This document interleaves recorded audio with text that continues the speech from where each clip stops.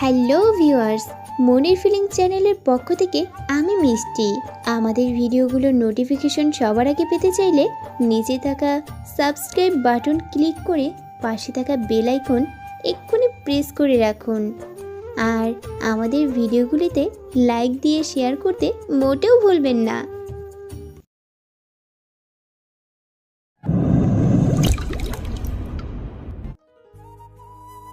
আদনান সাহেব প্রেস কনফারেন্সের রুমে স্টেজের উপরে দাঁড়িয়ে আছে। আজকের রাষ্ট্রপতি নিজেই এসেছে আদনান সাহেবের থেকে নিলয়ের গল্প শুনতে। আদনান সাহেব মাইক্রোফোনের কাছে গেল, সামনে কিছুক্ষণ তাকিয়ে থেকে বলা শুরু করলো। নিলয়কে নীলা তার বার্থডে পার্টিতে ইনভাইট করে। নিলয় একাই যায় নীলার বার্থডে পার্টিতে। নিলয় দরজা খুলে ভিতরে যখনই প্রবেশ করবে, দরজার কাছে থাকা লোকগুলো নিলয়কে চেক করে পিস্তল খুঁজে পায়। সেটা ওরা রেখে দিয়ে নিলয়কে ভিতরে পাঠায়। নিলয়ের চারিপাশে দেখতে থাকে। লাউড স্পিকারে গান বাজে।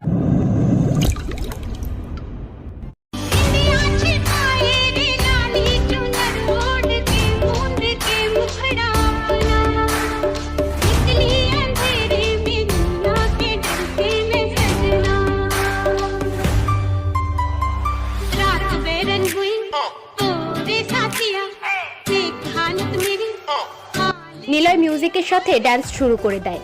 উপস্থিত থাকা সব লোকজনই নিলয়ের এমন আচরণ দেখে অবাক হয়ে তাকিয়ে থাকে। যদিও তারা নিলয়কে চেনে না, তবুও অপরিচিত হয়ে সে এমনভাবে ডান্স করবে, সবাই কেমন হাস্যকর দৃষ্টিতে তাকালো। নাচের এক পর্যায়ে একটা গুলি চালানোর শব্দ হয়, মিউজিক থেমে যায়। নিলয় গিয়ে হাই লেভেলের বিয়ারের বোতল হাতে নিয়ে ছিপি খুলে মুখে ঢালতে থাকে। নিলয়ের বাবা জলিল অনেকগুলো ছেলে নিয়ে হেঁটে আসে। নিলয়ের পাশে এসে দাঁড়ালো জলিল। নিলয়কে বিয়ার খেতে দেখে জলিল বলে, ও তুই তাহলে যে আমার মেয়েকে ভালোবাসি বলেছিল? আবির ঘাড় কাত করে মাতাল হয়ে জলিল আর নীলার সামনে এসে দাঁড়ালো। পকেট থেকে সিগারেট বের করে আগুন খুঁজতে থাকে, কিন্তু নিলয়ের পকেটে লাইটার নেই। জলিলকে বলল, লাইটার প্লিজ। ও নীলা আপনার মেয়ে? কিন্তু আমি তো তাকে শুধু ভালোবাসি বলিনি, বিয়ের অফারও করেছিলাম, তাই না জানো? ও সরি, হ্যাপি বার্থডে জানো। নিলয়ের কথা শুনে কয়েকটা ছেলে এগিয়ে আসে নিলয়কে মারতে, কিন্তু নীলা থামিয়ে দেয়। নিলয়ের সামনে এসে বুকে হাত বেঁধে দাঁড়িয়ে নীলা বলে, তোকে এখানে ইনভাইট করেছি আমাকে উইশ করার জন্য না, তোকে এখানে ডেকেছি এতগুলো লোক আর আমার আব্বুর সামনে যদি আমাকে একবার ছুঁয়ে দিতে পারিস তবে আমি তোকে ভালোবাসবো। নে আমাকে ছুঁয়ে দেখা। নিলয় নীলার দিকে এগোতে থাকে। একটা ছেলে হকি স্টিক দিয়ে নিলয়ের পিঠে জোরে একটা বাড়ি দেয়। লাঠিটা ভেঙে চুরে চারিদিকে ছিটিয়ে যায়। নিলয় জোরে বলে, not a bad try, but it is normal, try again. Niloy কথাটা বলে নীলার সামনে চলে আসে। তখনই পাশে থাকা একটা ছেলে বলে ওঠে, আব্বে ভিত্তু, সাহস থাকলে তো ছুঁয়ে দেখ। সাহস নেই? তাহলে ভালোবাসতে আইসিস কেন? আরো একটা ছেলে বলে, যা তোকে ছেড়ে দিলাম, তবে মোড়ে দোকানে একটা সুদি দোকান আছে, যাওয়ার সময় আমার নাম করে কয়েকটা সুদি নিয়ে নিস, পরে বাড়ি যাবি। নিলয় কাউকে কিছু বলে না, সে পার্টি থেকে বেরিয়ে গেল। সবাই নিলয়কে নিয়ে হাসাহাসি করছে। নিলয়ের গালে তখনও সিগারেট। নিলয় বাইরে গিয়ে সিগারেটটা জ্বালানোর জন্য ম্যাচ নিয়ে আছে। এরপর পাশে থাকা পেট্রোল পাম্প থেকে পেট্রোলের নলটা নিয়ে পার্টি রুমে প্রবেশ করে। দরজা আটকে দিয়ে তালা লাগিয়ে দেয় নিলয়। চাবিটা নিজের পকেটে রাখে। নলটা হাতে নিয়ে এগিয়ে আসে। কিছুটা ভিতরে প্রবেশ করে নলটার হাতল চালু করে দিয়ে কিছুক্ষণ দাঁড়িয়ে থাকে। প্রথমে যে ছেলেটা কথা বলেছিল সে মাটিতে হাত দিয়ে বলে জলিলকে, বস এ তো পেটিটাল। নিলয় সুইচ অফ করে দিয়ে পকেট থেকে সিগারেট জ্বালানোর জন্য ম্যাচ বের করে। ম্যাচ ঘষে আগুন জ্বালিয়ে সিগারেট জ্বালায়। আগুন জ্বালানো ম্যাচটার কাঠিটা নিচে ফেলতে যাবে, তখনই সবাই চিৎকার করে উঠে নিলয়কে বারণ করে। নিলয় কাঠিতে আগুনটা নিভিয়ে দেয়। সিগারেটে টান দিয়ে হাসতে হাসতে বলে, अपन से नीला को चुम्मा करने से मन करता है, उसे हाथ से सोने के लिए नहीं है। কথাটা শুনে একটা ছেলে এগিয়ে আসে নিলয়ের দিকে মারার জন্য। নিলয় ম্যাচের কাঠি বের করে আগুন জ্বালাতে যাবে, তখনই সবাই ছেলেটাকে গিয়ে আটকায়। নিলয় বলে, আমার পকেটে থাকা চাবিটা যে নিতে পারবে সে এখান থেকে বেঁচে ফিরবে। আর কে যেন বলছিলি? চুরির দোকানদার। আচ্ছা সেটা কোন দিকে? ভাই দুলাভাই বল। দুলা ভাই, আমি তো মজা করছিলাম। শালা দুলাভাইয়ের মধ্যে মজা চলে। কে তুই? হ্যাঁ নিলয়, তোকে এখানে আনা হয়েছে কি জন্য, আর তুই কী সব করছিস? সবাই পিছনে তাকায়। জলিলরা যে দরজা দিয়ে এসেছিল সেখানে দুইজন লোক আসলো। নিলয় ওদের দিকে তাকায়। সোহেল আর রোহান আসলো।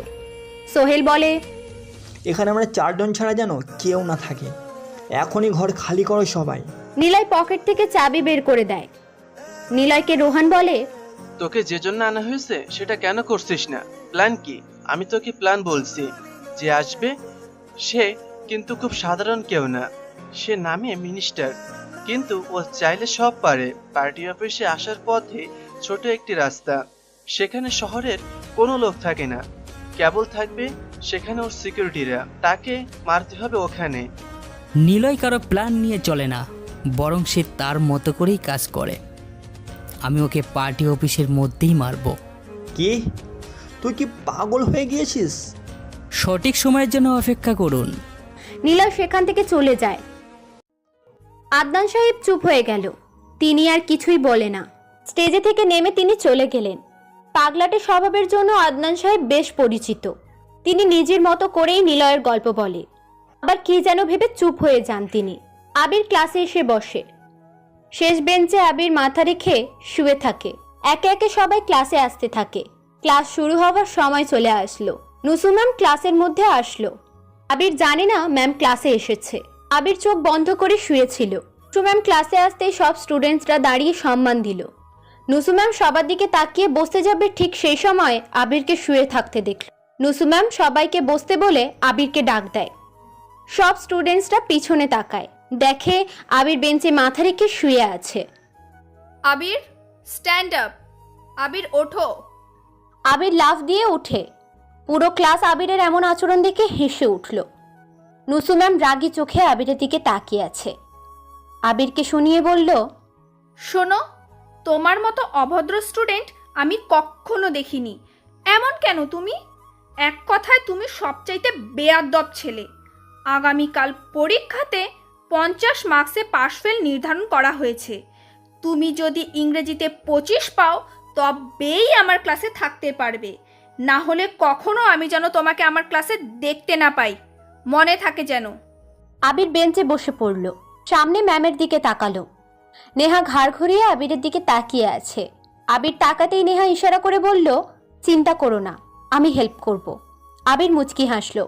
ম্যাম লেকচার শুরু করলেন। Explain to me, why do people going to depression?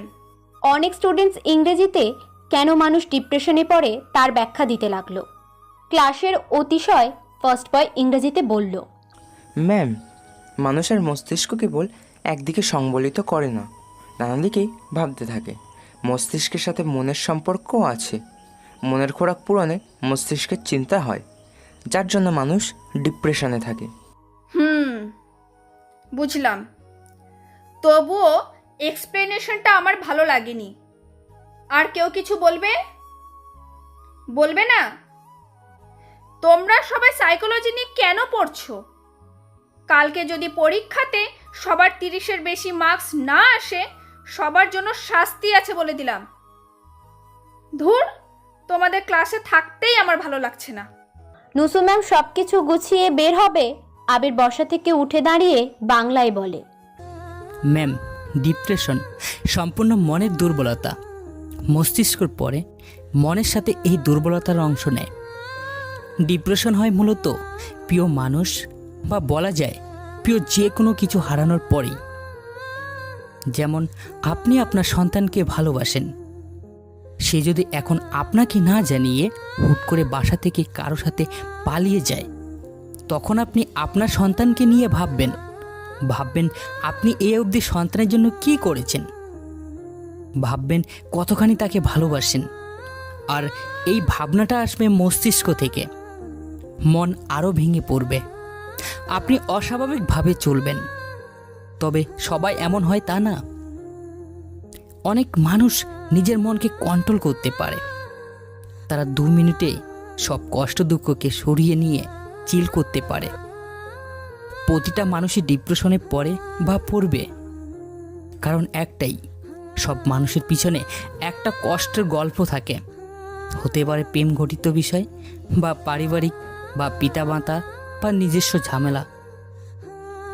তবে বেশি ডিপ্রেশনে পড়ে প্রেম সংগঠিত বিষয়, বাকি কয়েকজন ফ্যামিলিগত। পিতামাতা হারানোর জন্যই পড়ে। কারণ হলো ভালোবাসা। ভালোবাসা যার বেশি, সে তত ডিপ্রেশন বা হতাশাগ্রস্ত হয়ে বেশি। কারণ ভালোবাসার ফলে আপনি স্বাভাবিকভাবে চলছেন, সেই ভালোবাসা হারিয়ে গেলে সবটা অস্বাভাবিক লাগবে। এই জন্য ডিপ্রেশনের পিছনে ভালোবাসা নামক অদেখা অনুভূতি থাকে, যা আবেগের দ্বারা নিয়ন্ত্রিত। অনেকেই বলে আবেগ আর ভালোবাসা এক না। আসলে এটা ভুল, কারণ সব ভালোবাসায় আবেগ থাকবে, না হলে সেটা ভালোবাসা বলে না। যেমন পরিবার। আশা করি বুঝতে পারছেন। একজন সাইকোলজিস্ট হিসেবে যদি কারো ডিপ্রেশনের থেকে মুক্তি করতে চাই, তবে যে ডিপ্রেশনে থাকবে আগে তার মনের কথা শুনতে হবে। কিন্তু মজার ব্যাপার হলো, যেহেতু সাইকোলজিস্টরাই ডিপ্রেশনে থাকে, তখন কি হবে? আবিরের কথা শুনে নুসুম ম্যাম হতবাক হয়ে যায়। ম্যাম কিছু বলবে তার আগেই জিসান বলে, ম্যাম, বাংলাতে যুক্তি দেখালে আমরা হাজারটা পারতাম, এত পারে যখন ও ইংরেজিতেই বলুক সব। চুপ করো আহাম্মক কোথাকার। তুমি কেন বলনি বাংলাতে? যে বলছে তার পিছনে পড়ে আছো।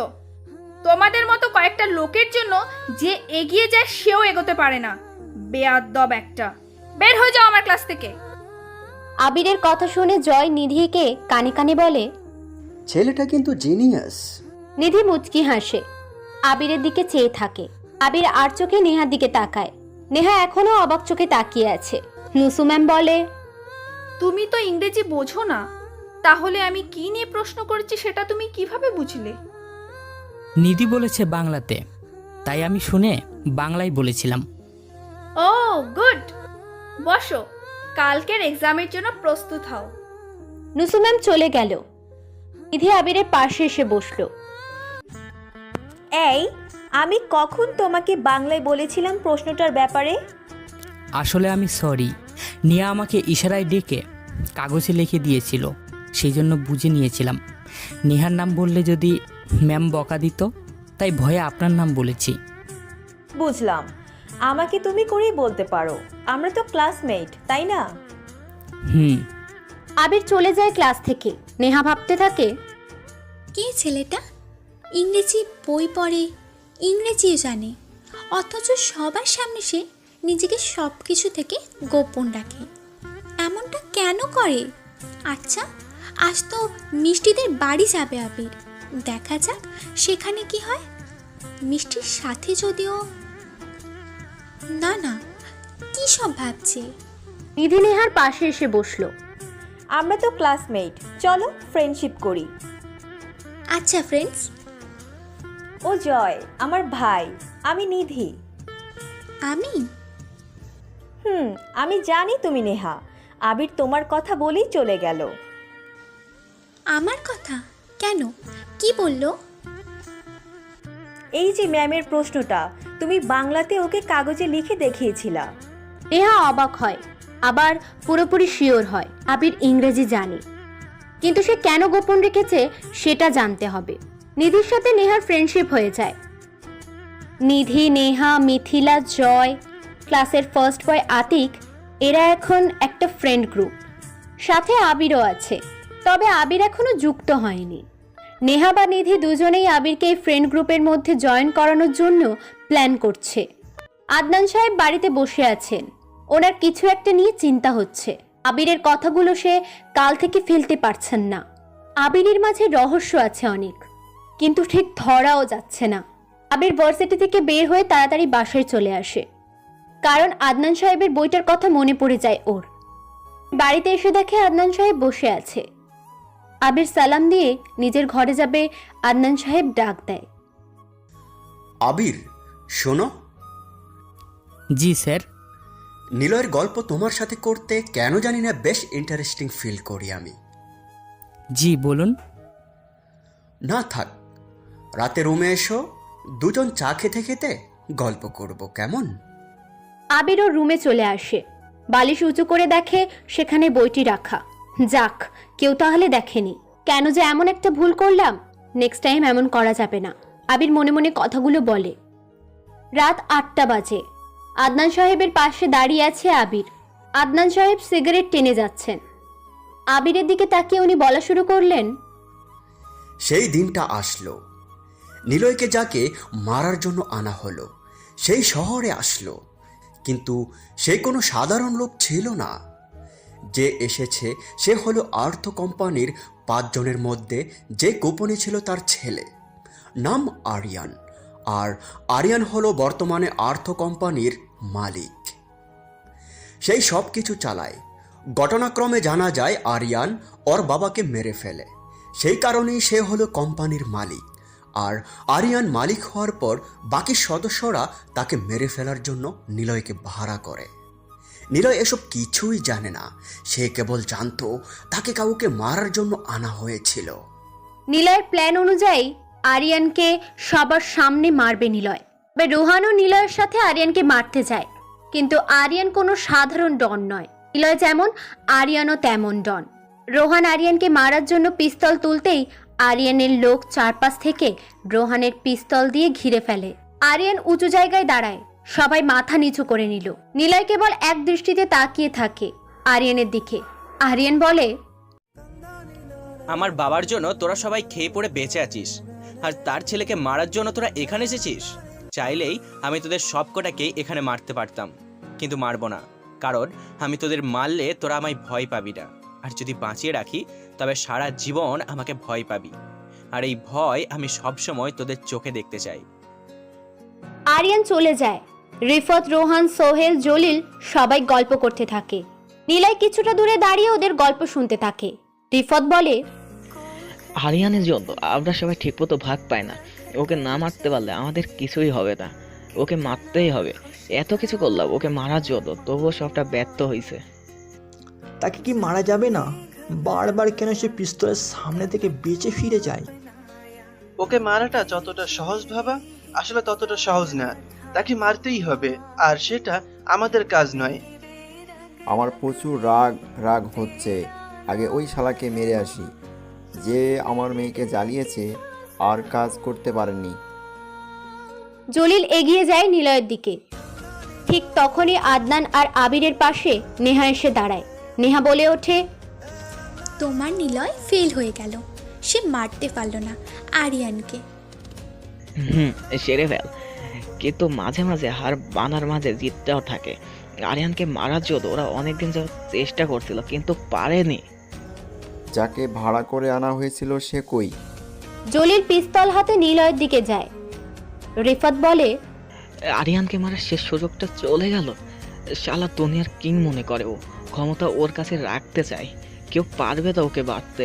এবার সে আমাদের মারবে, ওর জায়গায় যে কেউ পারতে পারবে না। জলিল নিলয়ের কাছে গিয়ে পিস্তলের ট্রিগার চাপতে যাবে, নিলয় হাত ওঠায়। সবাই নিলয়ের দিকে তাকায়। নিলয় বলে, আমি যাব ওকে मारते।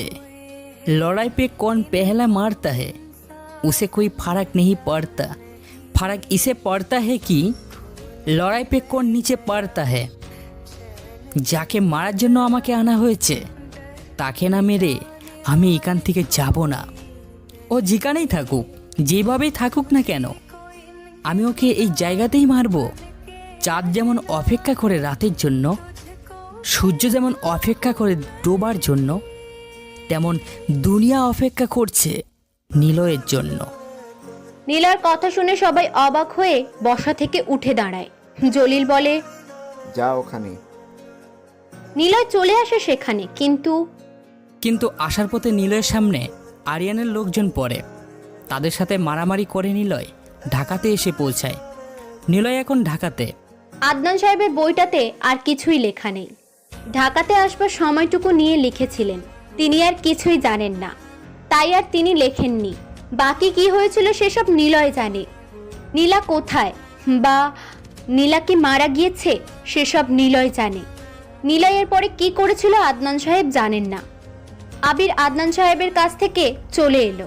রাত 9টা পার হয়ে গেছে। আবির ওর রুমে যাবে, তখনই পরি এসে ডাকলো। পরি আবিরকে দেখে বলল, ভাইয়া আমার আপা আপনাকে খুঁজতেছে, আপনি যাবেন না? ও আজকে তো যেতেই হবে, চলো তাহলে। পরির হাত ধরে আবির বাড়ি থেকে বের হয়। নেহা এটা দেখে ফেলে। আবিরের পিছনে নেহাও যায়। আবির পরিদের বাড়িতে আসে। প্রায় 10টা বাজে। গেট খুলে আবিরকে ভিতরে নিয়ে যায়। নেহাও পিছনে আসে। পরি মিষ্টির ঘরের সামনে এসে ডাক দেয়, আপা ভাইয়াকে নিয়ে আনছি। আচ্ছা তুই তোর ঘরে যা, তোর ভাইয়ের সাথে আমার কথা আছে। আচ্ছা। পরি দৌড়ে ঘরে চলে যায়। আবির মিষ্টির ঘরের সামনে এসে দাঁড়িয়ে রইল। নেহা কিছুটা দূরে দাঁড়িয়ে আছে। মিষ্টি কিছু সময় পর আবিরের সামনে এসে দাঁড়ালো। মিষ্টি সেজেছে। অন্যদিনের তুলনায় আজ মিষ্টিকে অনেক বেশি সুন্দর লাগছে। আবির একবার তাকিয়ে চোখ নামিয়ে নিল।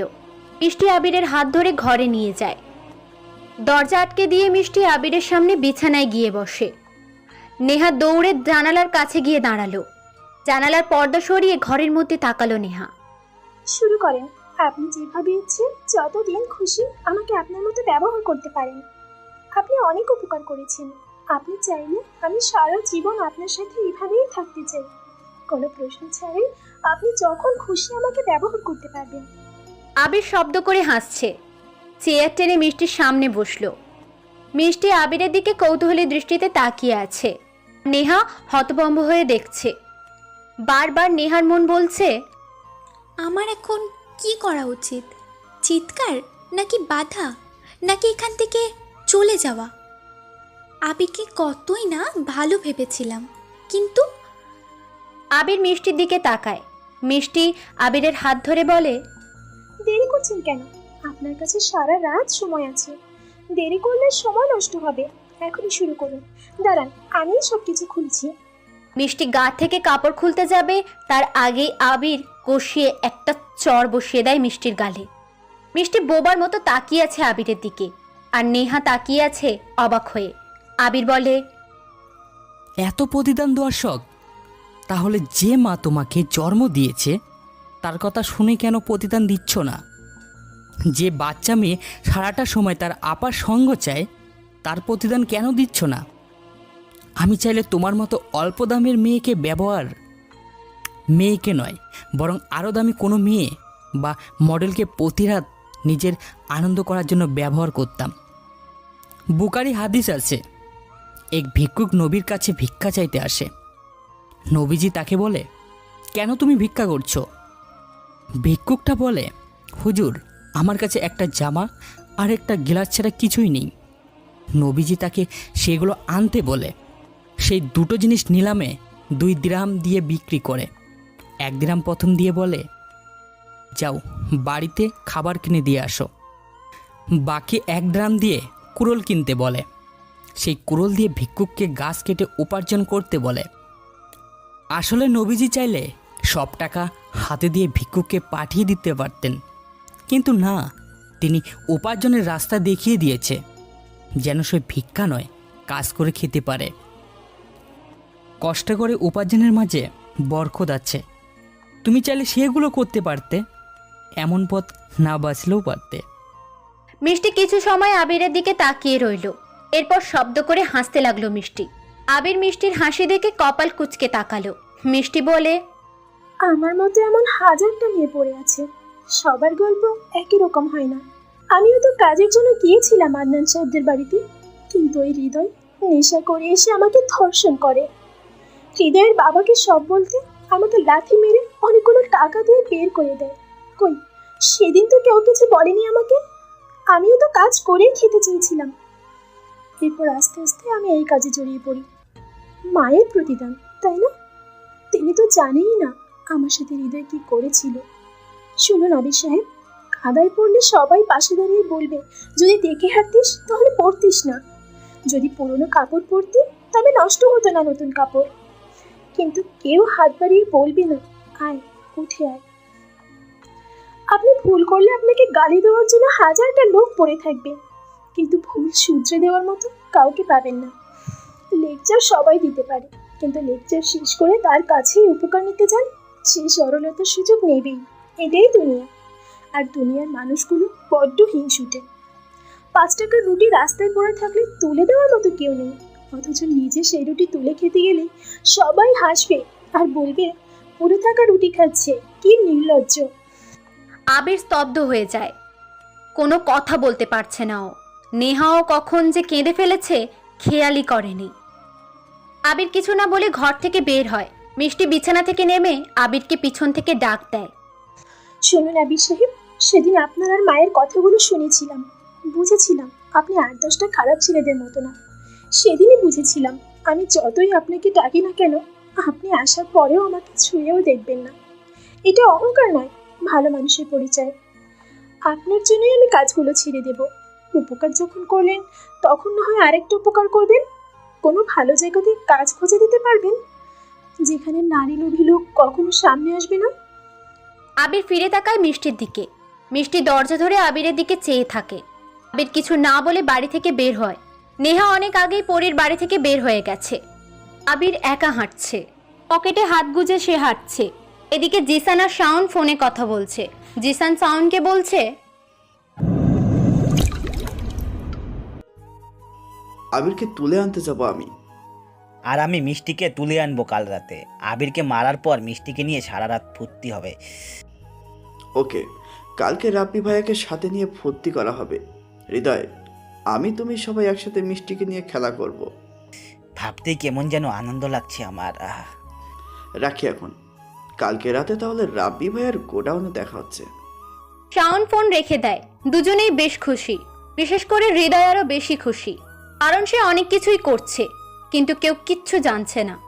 এরপর থেকে সে রব্বিরের সাথে মিশে আরো বেশি কিছু খারাপ করার প্ল্যান করছে। আবির নেহাদের বাড়ির মেন গেটের দরজা ঠেলে ভিতরে প্রবেশ করে। কোনো দিকে না তাকিয়ে আবির বাড়ির ভিতরে হেঁটে যাচ্ছে। হঠাৎ শুনতে পেল আবিরকে কে যেন ডাক দিল। এই আবির। আবির পিছনে তাকায়, দেখে নেহা সেই গাছটার নিচে বসে আছে। আবির ভয় পায়। এই রাতে সে এখানে কাউকে দেখবে একদমই আশা করেনি। আবির নেহার কাছে গিয়ে দাঁড়ালো।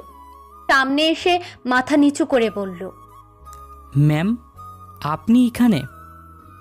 ম্যাম, আচ্ছা শোনো আবির, আমি তোমার সাথেই পড়ি, ক্লাসমেট। আজ থেকে আমরা ফ্রেন্ড।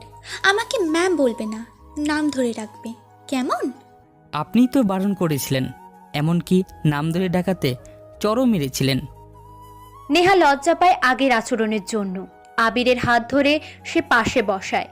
আবির তাড়াতাড়ি হাত ছুটিয়ে দূরে সরে বসে। নেহা মুচকি হাসতে থাকে। সরি আবির, আগে চিনতে পারিনি তোমাকে। এই যে তুমি অনেক ভালো একটা ছেলে। মিষ্টির কথাগুলো আমি জানি, পরি আমাকে নিয়ে গিয়েছিল, আমি দেখে পিছু নিয়েছিলাম। ও আচ্ছা। আবির, তোমাকে একটা কথা বলি? জি বলুন। আগে আমাকে তুমি করে বলো। আচ্ছা বলো। আমার তোমাকে ভালো লাগে। আবির বসা থেকে উঠে দাঁড়ায়। আবির নেহাকে বলে, সেদিন জিসান কাগজে আপনাকে ভালোবাসি লিখে আমার পকেটে ঢুকিয়ে দিয়েছিল। ভুল করে আপনার সামনেই পড়েছিল। জিসান আপনাকে ভালোবাসে। আপনি সেদিন ভুল বুঝে আমাকে চরও মেরেছিলেন। ভার্সিটিতে ওই মেয়েটার গায়ে আমি ইচ্ছে করে হাত দিইনি। আমাকে কড়াভাবে র‍্যাগ দিয়েছিল, বাধ্য হয়ে করেছিলাম। কিন্তু আপনি ভুল বুঝে অনেক কথা শুনিয়েছিলেন। জিসান আপনাকে ভালোবাসে, আপনি গ্রহণ করবেন ওনারটা। আসি। আবির রুমে চলে যায়। নেহা আবিরের চলে যাওয়ার দিকে তাকিয়ে আছে। মনে মনে আবিরকে নিয়ে সে অনেকগুলো প্রশ্ন সাজাতে থাকে। আবির কে? কেন সে এমন রহস্য আর আকর্ষণ রেখে কথা বলে? কি আছে ওর মাঝে যেন বারবার এই আকর্ষণতার মাঝে হারিয়ে যায়? সে ইংরেজি জানে তবুও প্রকাশ করে না, কিন্তু কেন? নেহা ভাবতে ভাবতে মনে পড়ে গেল কালোর ইংরাজি পরীক্ষা আছে, এখনো পড়া হয়নি। সে তাড়াতাড়ি করে রুমে যায়। দৌড়ে নিজের রুমে যাবে তখনই মনে হলো একবার সে আবিরের রুমটা চেক করে যাবে সে কি করছে। নেহা হালকা করে দরজা খুলেই দেখে আবির ঘুমিয়ে পড়েছে। নেহা বিড়বিড় করে বলে, কালকের ওর এক্সাম আছে, আজকে ঘুমাচ্ছে। কি ছেলে? ম্যামের পরীক্ষায় যদি ভালো নাম্বার না নিতে পারে তবে ম্যাম আবিরকে ক্লাস থেকে বের করে দেবে। নেহা নিজের রুমে চলে আসে, বই মেলে পড়া শুরু করে। সকালে খুব তাড়াতাড়ি ঘুম থেকে ওঠে আবির। খাবার টেবিলে সবার খাবার দিয়ে আবির আর পরি নিচে বসে বসে খাচ্ছিল। পরি বলল, ভাইয়া আপা আইস থাইকা কইছে বাড়িতে থাকবো, আমারে কইছে তো স্কুলে যাইতে হইব না, আমি তো যাই। নেহা আপা আমার স্কুলে সব টাকা দেয়। তাহলে পড়াশোনাও করবি, কাজও করবি। আচ্ছা ভাইজান। নেহা নিচে আসে, দেখে আবির আর পরি নিচে বসে খাচ্ছে। নেহা টেবিলে এসে বসলো। আবির আর পরিকে ডাক দিল। আবির আর পরি দৌড়ে নেহার কাছে এসে দাঁড়ালো। নেহা বলল, আমার সাথে বসে খাবার খাও। Sorry ma'am. কি বললাম আমি? আমার পাশে বসো। আচ্ছা। পরি আর আবির নেহাদের টেবিলে বসে খেতে থাকে। সবাই অবাক হয়ে তাকিয়ে আছে নেহার এমন কাজ দেখে, কিন্তু নেহা কোনো ভ্রুক্ষেপ করে না। সে ওর মতোই খেতে থাকে। খাবার শেষ করে যে যার মতো বাড়ি থেকে চলে গেল। আবির একা বের হলো। কিছু দূরে আসার পর খেয়াল করে ওর পাশে নেহার গাড়ি এসে দাঁড়ালো। আবির একবার তাকিয়ে সামনে হাঁটবে, গাড়ির মধ্যে থেকে নেহা ডাক দিয়ে বলল, আবির গাড়িতে উঠে বসো। না ম্যাম। তাড়াতাড়ি এসো, এক্ষুনি। আবির গাড়িতে উঠে বসে। নেহা গাড়ি চালায়। আবির জানালা দিয়ে বাইরের দিকে তাকিয়ে আছে। নেহা বলে, আজকে এক্সাম, তুমি তো কালকে রাতে একটুও পড়োনি, তাহলে কিভাবে লিখবা? জানি না, যা মনে আসবে তাই। ম্যাম কিন্তু অনেক বকবে। হুম। আবির শোনো, নিধির থেকে একটু দূরে থাকবে। মেয়েটার মতলব ভালো না। কেন? সে তোমার দিকে কেমন করে তাকায়, আমার ভালো লাগে না। কেন ভালো লাগে না? বললাম না রাতে, আমার তোমাকে ভালো লাগে।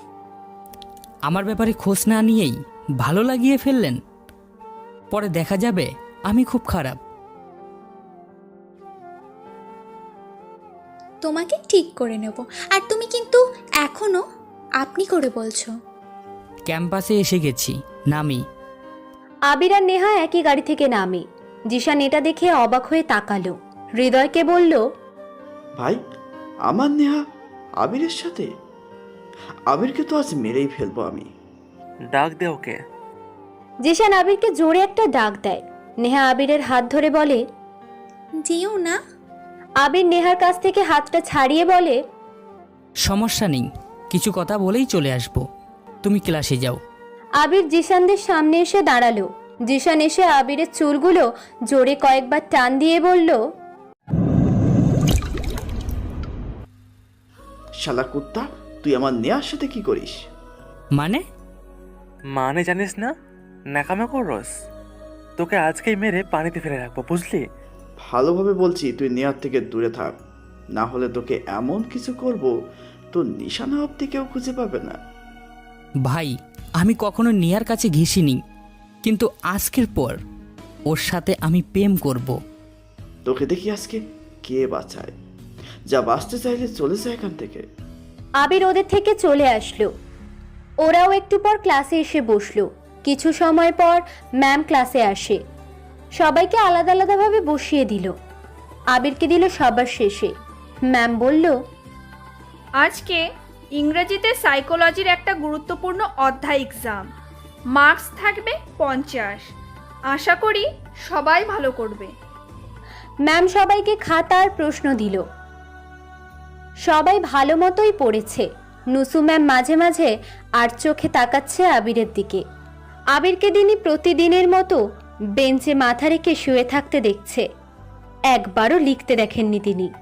এক্সাম শেষ হয়, সবাই খাতা জমা দিয়ে চলে গেল। দুজনের পর আবির খাতা জমা দেয়। ম্যাম বিরক্তি নিয়ে আবিরের খাতার দিকে আর তাকালো না। খাতা জমা নিয়ে তিনি চলে যান। সবাই এক্সাম নিয়ে গল্প করছে। নেহা আবিরের পাশে এসে বসলো। আবির বলল, প্রথম বেঞ্চের মেয়ে আজ শেষ বেঞ্চে কেন? না মানে আসলাম। কেমন লিখলা? জানি না। কি হতো যদি একটু পড়তে? তোমাকে ডাকলাম অনেকবার, কিন্তু তুমি বেঞ্চে মাথা রেখে সামনের দিকে তাকিয়েছিলে। কিছু লিখতে রেখিনি। নেহা চলে গেল। নিধি আর জয় আসলো। জয়কে বেশ চিন্তিত মনে হচ্ছে। নিধি আবিরকে বলল, সাদা খাতা জমা দিয়েছো? কিছুই তো লিখতে দেখিনি তোমার। কি করলা এতক্ষণ? গুনেছি। কি গুনেছো? সময়। আবির ক্লাস থেকে বের হয়ে ফুল গাছের নিচে এসে বসলো। নেহার দেয়া ফোনটা বের করে মেসেজ লিখে কাকে যেন পাঠালো। আবির ক্যাম্পাস থেকে বের হয়। পকেটে হাত গুজে সে চলে আসে। নেহাদের বাড়িতে এসে সারাদিন কাজ করে। রাত 10টা। আবিরও রুমে বসে আছে। কালো প্যান্ট, প্যান্টের সাথে চেন কভার জুতো, আর জুতো সেই চেন কভারের ব্যাগ থেকে বের করা ওর প্রিয় জিনিসটা রাখা। সাদা টি শার্ট পরে আবিরও রুমে পায়চারি করছে। দুটো গাড়ি এসে নেহাদের এলাকাতে থামলো। একটা গাড়ি শাওনদের, আরেকটা গাড়িতে হৃদয়া জিসানদের। শাওন জিসানদের কাছে এসে বলল, আমি মিষ্টিকে তুলে আনতে যাচ্ছি, ওকেও আমার সাথে নিয়ে যাব, আর তারপর আবিরকে মেরে আমরা মস্তি করব সারা রাত।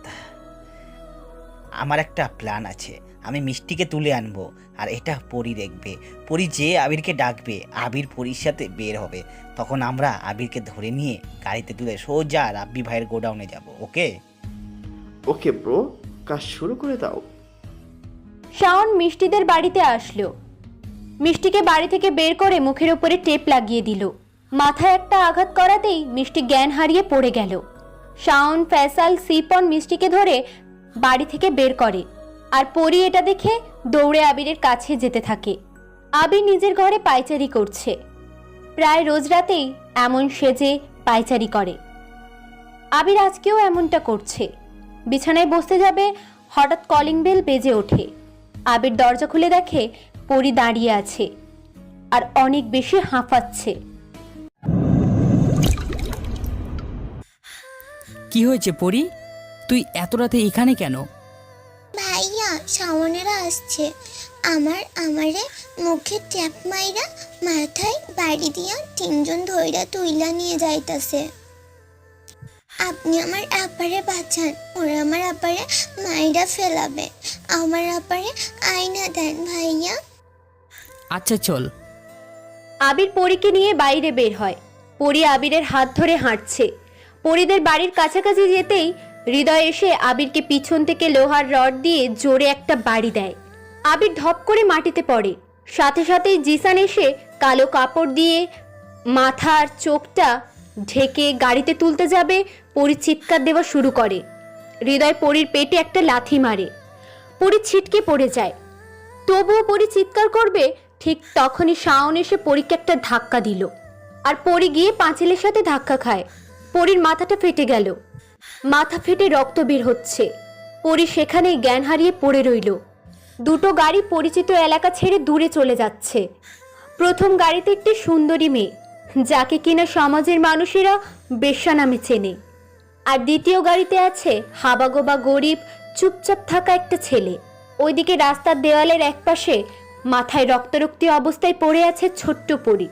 কেউ জানি না আজ রাতে কি হতে চলেছে, তবে হতে পারে আজ রাতে কিছু মানুষের শেষ রাত। আবির আর মিষ্টিকে রাব্বির গোডাউনে আনা হলো। দরজা খুলে ভিতরে প্রবেশ করলো শাওন, জিসান, হৃদয়, মামুন, তমাল, সিফন, ফয়সাল। শাওন দরজা আটকে দেয়। পুরো গোডাউন এখনো ফাঁকা। রাব্বি এখনো আসেনি। জিসান ফোন করে, ভাই কোথায় আপনি?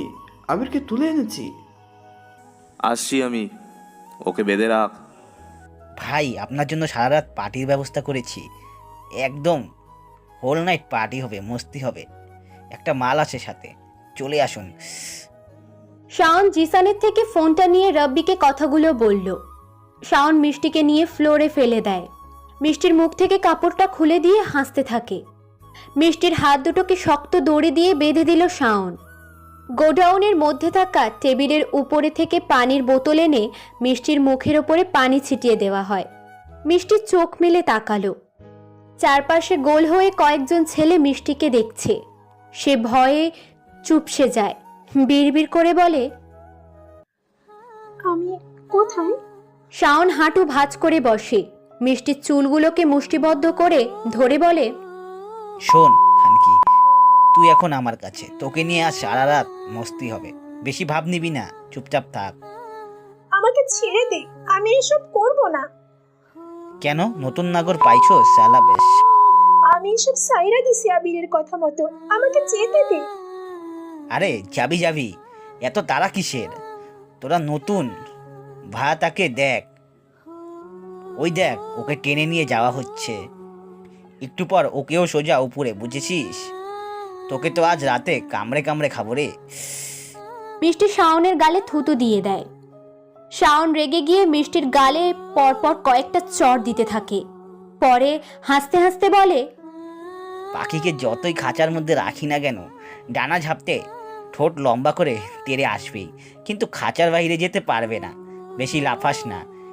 এখানে আবিরকে মেরে তোর সব কিছু আজকে আমরা, থাক, সময় হলে দেখিস। তোরা একটাও বাঁচবি না। এমন একদিন আসবে তোদেরকে বিশ্রী ভাবে কেউ মারবে, সেদিন তোরা পালাতেও পারবি না। তার থেকে বাঁচার জন্য দৌড়াবি, কিন্তু দৌড়াতেও পারবি না, বাঁচতেও পারবি না। কে সে যে কে মারবে আমাদের? কথাটা বলে হৃদয় এসে মিষ্টির পেটে পা দিয়ে চেপে ধরে। মিষ্টি যন্ত্রণায় কাতরাতে থাকে, চিৎকার দিতে থাকে। কিন্তু মানুষ নামের এই পশুগুলো মিষ্টির চিৎকার শুনে আরো জোরে জোরে হাসতে থাকে। বদ্ধ হলদে 60 ওয়াটের আলোময় ঘরটাতে মানুষরূপী পশুদের অট্টহাসি বারবার যেন প্রতিধ্বনি হতে থাকে। জিসান, ফয়সাল আর মামুন আবিরের হাত ধরে টানতে টানতে একটা চেয়ারের কাছে নিয়ে যায়। চেয়ারে বসিয়ে জিসান হাত বেঁধে দেয় দড়ি দিয়ে। ফয়সাল পা বেঁধে দিয়ে সামনে এসে দাঁড়ালো। বদ্ধ ঘর, চারপাশে ছোট্ট দুটো জানালা, বড় সিলিং ফ্যানটা ফুল স্পিডে ঘুরছে। লম্বা ওয়্যারে ঝুলিয়ে রাখা 60 ওয়াটের হলদে বাল্বটা নিভছে আর চলছে। 7 জন পশু চরিত্রের সৃষ্টির সেরা জীব মানুষ দাঁড়িয়ে আছে, আর আছে 2 জন অবহেলিত মানুষ। একজন ফ্লোরে হাত পা বাঁধা অবস্থায় পড়ে আছে, তার চোখে নীরবে পানি গড়িয়ে পড়ছে। বাঁচার জন্য চিৎকার করবার সেই শক্তিটাও ধীরে ধীরে যেন নিস্তেজ, নীরব, নিস্তব্ধ, অলস হয়ে পড়ছে। বুক ফাটা চিৎকার কেবল নিলুপ্ত ভাষাতে চোখের পানির মতো নীরব মুখগহ্বরে যেন আটকে গেছে তার। সে কেবল ফ্যালফ্যাল করে তাকিয়ে আছে সামনের দিকে। আরেকজন চেয়ারে বসে আছে, দুটো হাত শক্ত করে দড়ি দিয়ে বাঁধা। এখনো তার জ্ঞান ফেরেনি। মাথায় লোহার রড দিয়ে প্রচণ্ড জোরে আঘাত করেছিল, এই জন্য সে এখনো ঘুমিয়ে আছে মাথা কাত করে। গোডাউনের দরজায় কয়েকবার খটখট শব্দ হয়। শাওন আর জিসান হাসি থামায়। শাওন বলে, রাব্বি ভাই এসে গেছে, এবার এই আবিরের মরাটা নিজ চোখে দেখব, তারপর মিষ্টিকে নিয়ে খেলবো রাতের নিষিদ্ধ খেলা। মামুন দরজার কাছে আসে, শাটার উঁচু করে দিয়ে দেখে অনেকগুলো ছেলের সামনে রাব্বি দাঁড়িয়ে আছে, সবার কোমরেই পিস্তল গোঁজা। রাব্বিকে দেখে শাওন, জিসান আর হৃদয় খুশিতে লাফিয়ে ওঠে। সবাই একসাথে ভিতরে প্রবেশ করলো। শাওন বলল সিপনকে, শাটার টেনে দে আর চাবিটা জানালা দিয়ে বাইরে ফেলে দিবি, তালা মেরে। ঠিক, যেন বাইরে থেকে কেউ আমাদের ডিস্টার্ব না করে। রাব্বি এসে একটা চেয়ারে বসলো। রাব্বির লোকজনের মধ্যে একটা ছেলে বিয়ারের অনেকগুলো বোতল এনে টেবিলে রাখলো। রাব্বি বিয়ারের বোতলের ছিপি খুলে মুখে পুরে নিল। একেবারে পুরো বোতল শেষ করে সে সামনের দিকে তাকিয়ে দেখে একটা মেয়ে ফ্লোরে পড়ে আছে। বেশ সুন্দরী সে। প্রথম দেখেই যে কোনো ছেলের ভালো লাগা কাজ করবে। রাব্বি মেয়েটার দিকে তাকিয়ে থেকে প্রশ্ন করে, কে মেয়েটা? এটাই তো সারপ্রাইজ পার্টির অংশ ছিল। বহুত নেশাস্ত মাল একটা, শরীরে বিশাল কারেন্ট। একবার এই কারেন্টের স্পর্শ আপনার গায়ে লাগলে আপনি নেশায় পড়ে যাবেন ভাই। হ্যাঁ, মন চায় সারা রাত লগে থাকে। তাই নাকি? তা কি ওকে মারতে হবে? সামান্য একটা মেয়েকে মারার জন্য তোরা 7 জন আসছিস এখানে? না ভাই, মিষ্টিকে কেন মারবো? ও তো আমাদের আনন্দ দেবে। এখানে থাকা সবাই ওকে একবার করে টেস্ট করবে, তখনই বুঝবে মালটা কি জিনিস। তাহলে কাকে মারার জন্য আনছিস? ওই যে দেখুন, চেয়ারে বসিয়ে বেঁধে রেখেছি, মুখ ঢাকা আছে। জিসানের কথা শুনে রব্বি সেদিকে তাকায়। আবির নামের ছেলেটাকে সে হাত পা বাঁধা অবস্থায় দেখতে পায়। মাথাটা কাত হয়ে আছে। ফয়সাল আবিরের কাছে দাঁড়িয়ে আছে। রব্বি বলল, এই ছেলেকে মারার কি হলো? বডি ল্যাঙ্গুয়েজ দেখে তো হাবাগোবা লাগছে, মনে হচ্ছে না তোদের সাথে কখনো ঝামেলাতে জড়িয়েছে। ভাই, এই শালা হারামি আমাকে মারছিল, শালাকে তো মেরে ফেলতে ইচ্ছা করছে। ফয়সাল কথাটা বলেই আবিরের মুখে একটা চড় বসিয়ে দিল। রব্বি মুচকি হাসছে। রব্বি সিগারেট জ্বালায়। সিগারেটের ধোঁয়া আবিরের মুখের উপরে ছেড়ে দেয়। আবির তখনই কেশে ওঠে। রব্বি বলে, সারাকে আর বাঁচিয়ে রেখে কি হবে? রব্বি কথাটা শেষ করে কোমর থেকে পিস্তল বের করবে, তখনই জিশান এসে বলে, ভাই ভাই ভাই, ওকে এত তাড়াতাড়ি মারবেন না, ওকে কষ্ট দিয়ে মারবো আমরা এক এক করে। আমার ভালোবাসার থেকেও হাত বাড়িয়েছে, একবারে মারলে সে কষ্ট কি বুঝবে না। আমি চাই ওকে ধীরে ধীরে মারতে। আচ্ছা, যা করবি তাড়াতাড়ি কর। মিষ্টি নামের মেয়েটাকে তুলে নিয়ে আয়, হাত থেকে বাঁধন খুলে দে। জিসান গিয়ে আবিরের বুকে লাথি দেয়। আবির চেয়ার সহ উল্টে পড়ে যায় পিছনে। সবাই হাসতে থাকে। শাওন মিষ্টির হাতের বাঁধন খুলে দেয়। মিষ্টি কোনো রকমের শোয়া থেকে উঠে দেয়ালে হেলান দিয়ে বসে।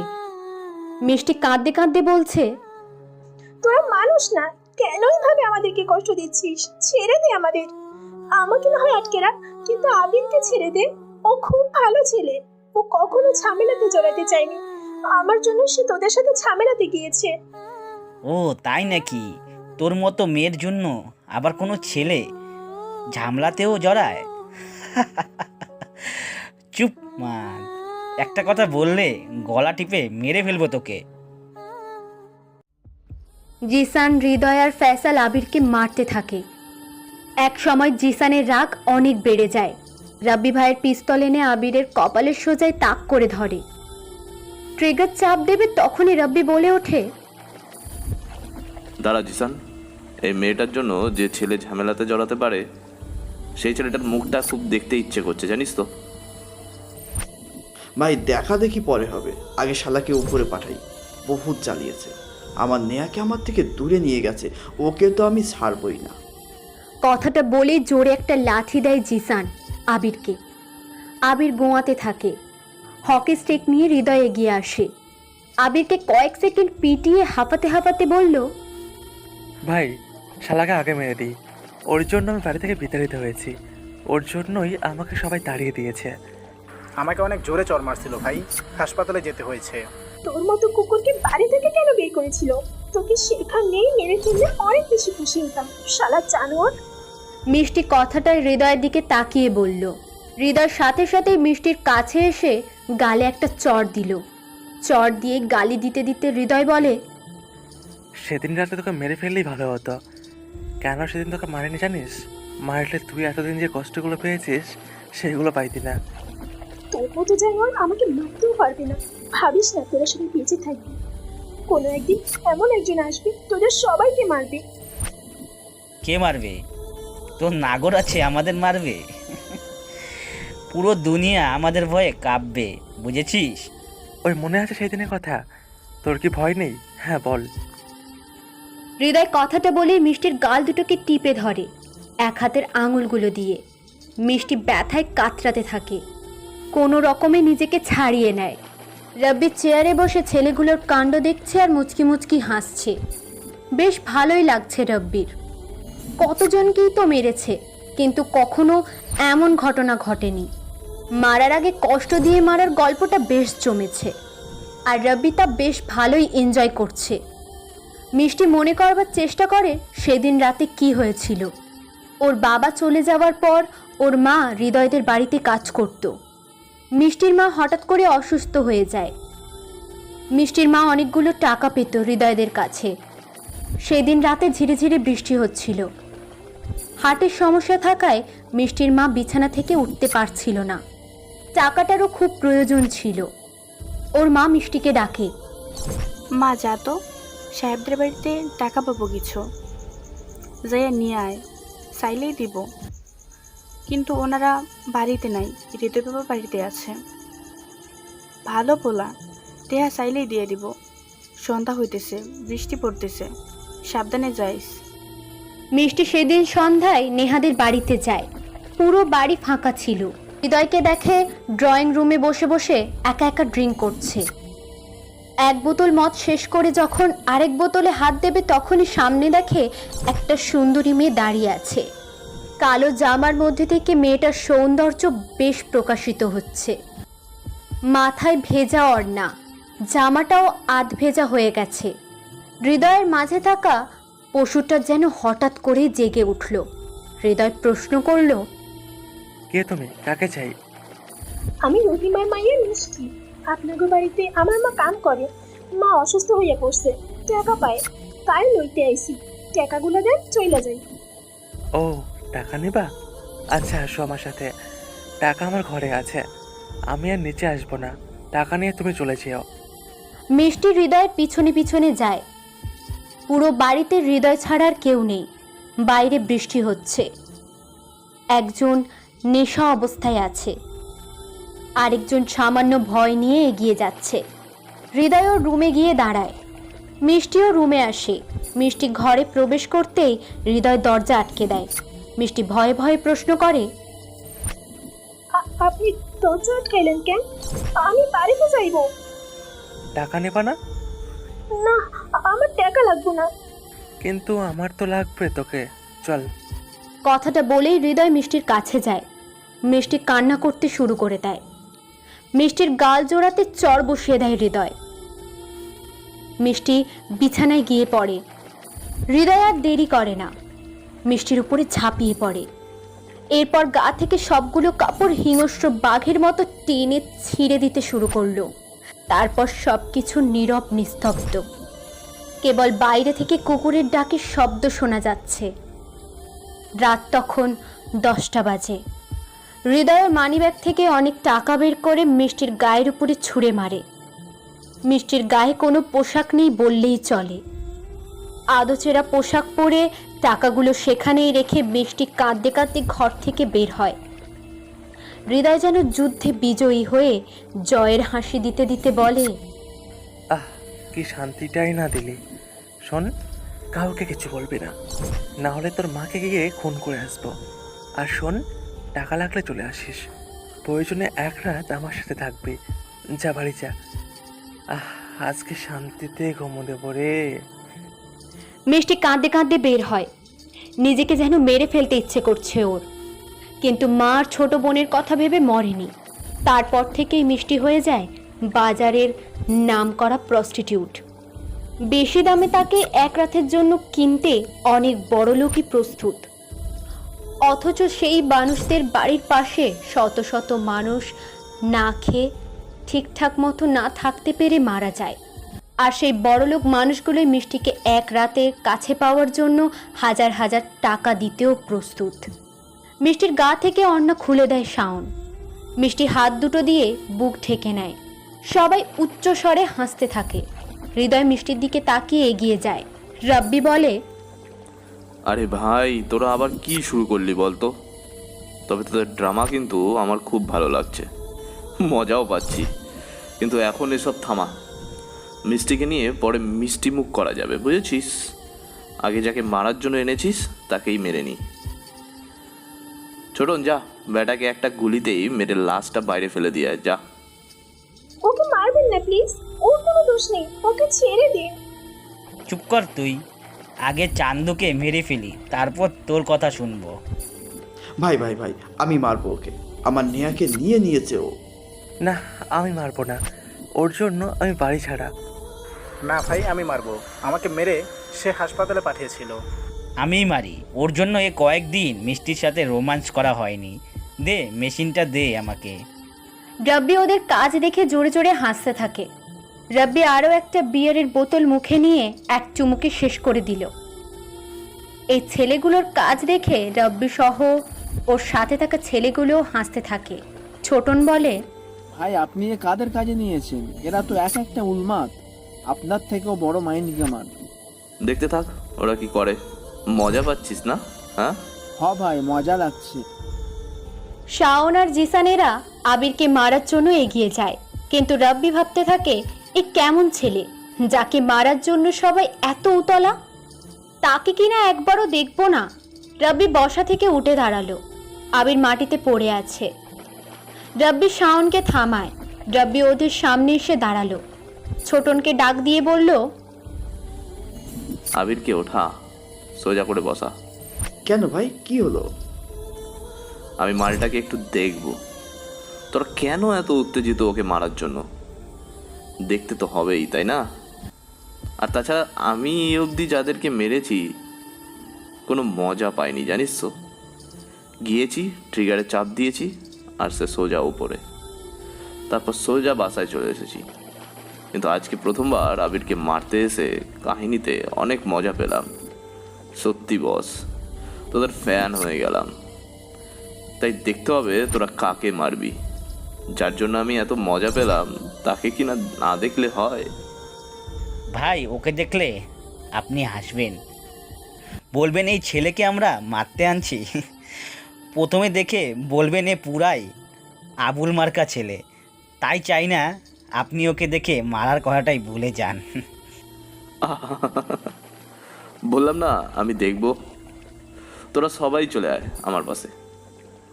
ছোটন, তুই আবিরের কাছে থাক, মুখ থেকে কাপড়টা সরিয়ে দে তো। আচ্ছা ভাই।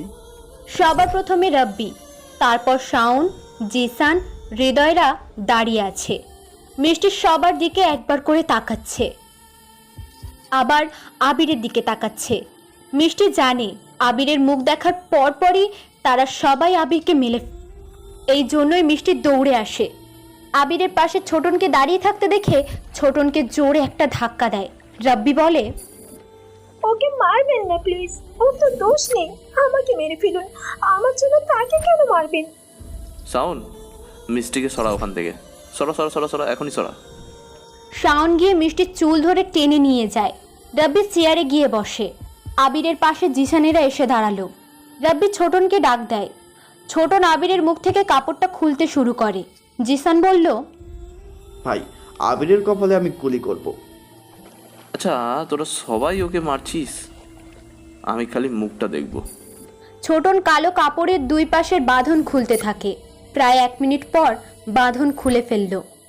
মুখের উপর থেকে ছোটন ধীরে ধীরে কাপড়টা সরাতে থাকে। সবাই আবিরের দিকে তাকিয়ে আছে। ঘাড় কাত করে আবির সামনের দিকে তাকিয়ে আছে। নাক অব্দি কাপড় খুলে নিল ছোটন।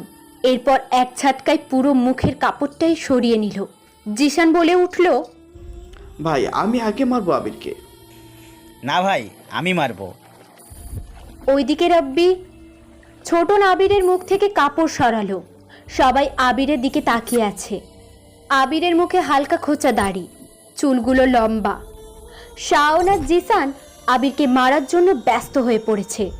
ঠিক তখনই সবাই শুনতে পেল টেবিলের উপরে থাকা বিয়ারের কাঁচের বোতলগুলো মাটিতে পড়ে গেল।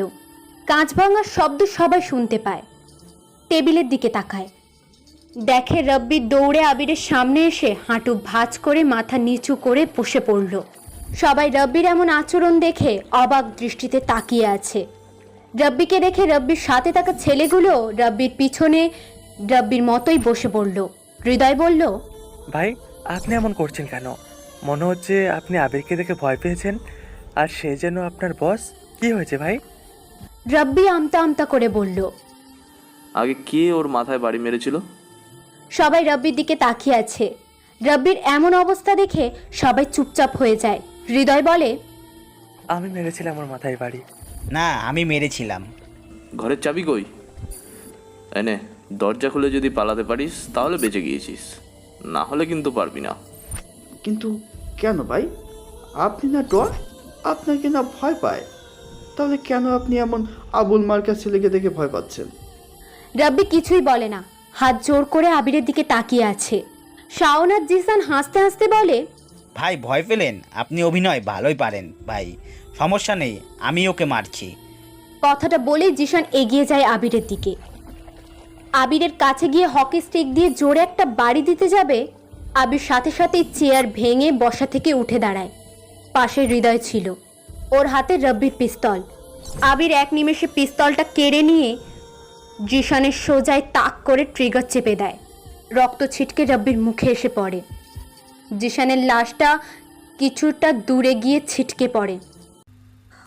তোরা ওকে চিনিস না, ও হলো হিংস্র খুনি মাস্তান নিলয়, যাকে পুরো দেশ খুঁজছে, যাকে সব গ্যাং লিডাররা চায়, যে কিনা মারতে চায় আরিয়ানকে, আর তোরা তাকেই ধরে এনেছিস।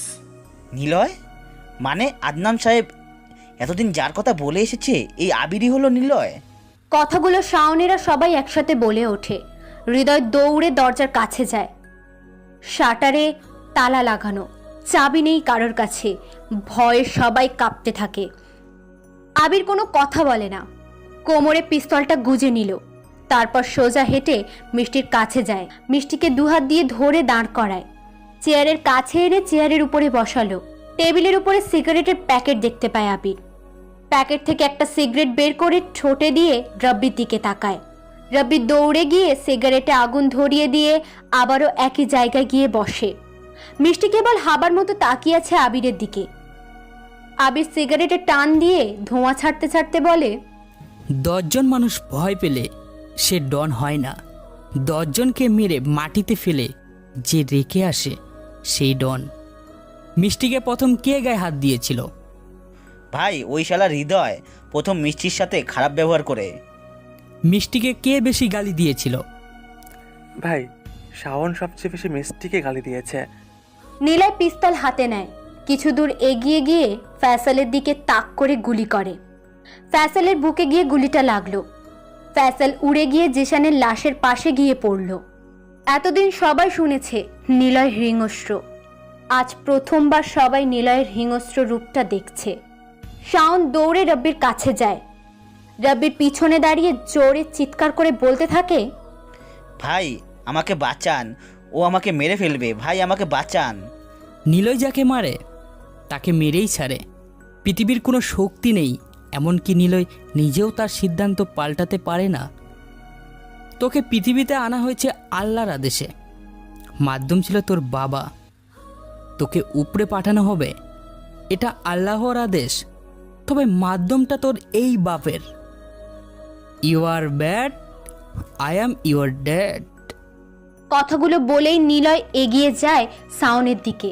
শাওনের খুব কাছে যেতেই পিছন থেকে কে যেন নিলয়ের মাথায় জোরে একটা বাড়ি দিল। নিলয় ছিটকে ফ্লোরে বসে পড়ে। হাত থেকে পিস্তলটা ছিটকে যায় অনেকটা দূরে। যে মেরেছে সবাই তার দিকে তাকিয়ে আছে। সে হলো হৃদয়। হৃদয়ের হাতে লোহার রড, আর সে সেটা দিয়েই নিলয়কে পিছন থেকে মেরেছে। নিলয় উল্টে পড়ে রইল। হৃদয় নিলয়ের কাছে গিয়ে দাঁড়ায়। শাওনও দৌড়ে নিলয়ের কাছে এসে দাঁড়ালো। হৃদয় বলল, শালা পাতি মস্তান, আমাদেরকে মারবি তাই না? তোকে মেরে আমি হব ডন, আমাদেরকে আসছিস মারতে তাই না? কুত্তার বাচ্চা বহুত লাফাইছে, আর না, এবার আমি মারবো ওকে, রডটা দে। শাওন রড তুলে নিলয়ের মাথায় মারতে যাবে, সাথে সাথেই সবাই শুট করবার গুলির শব্দ শুনতে পেল। সবাই নিলয়ের দিকে তাকায়।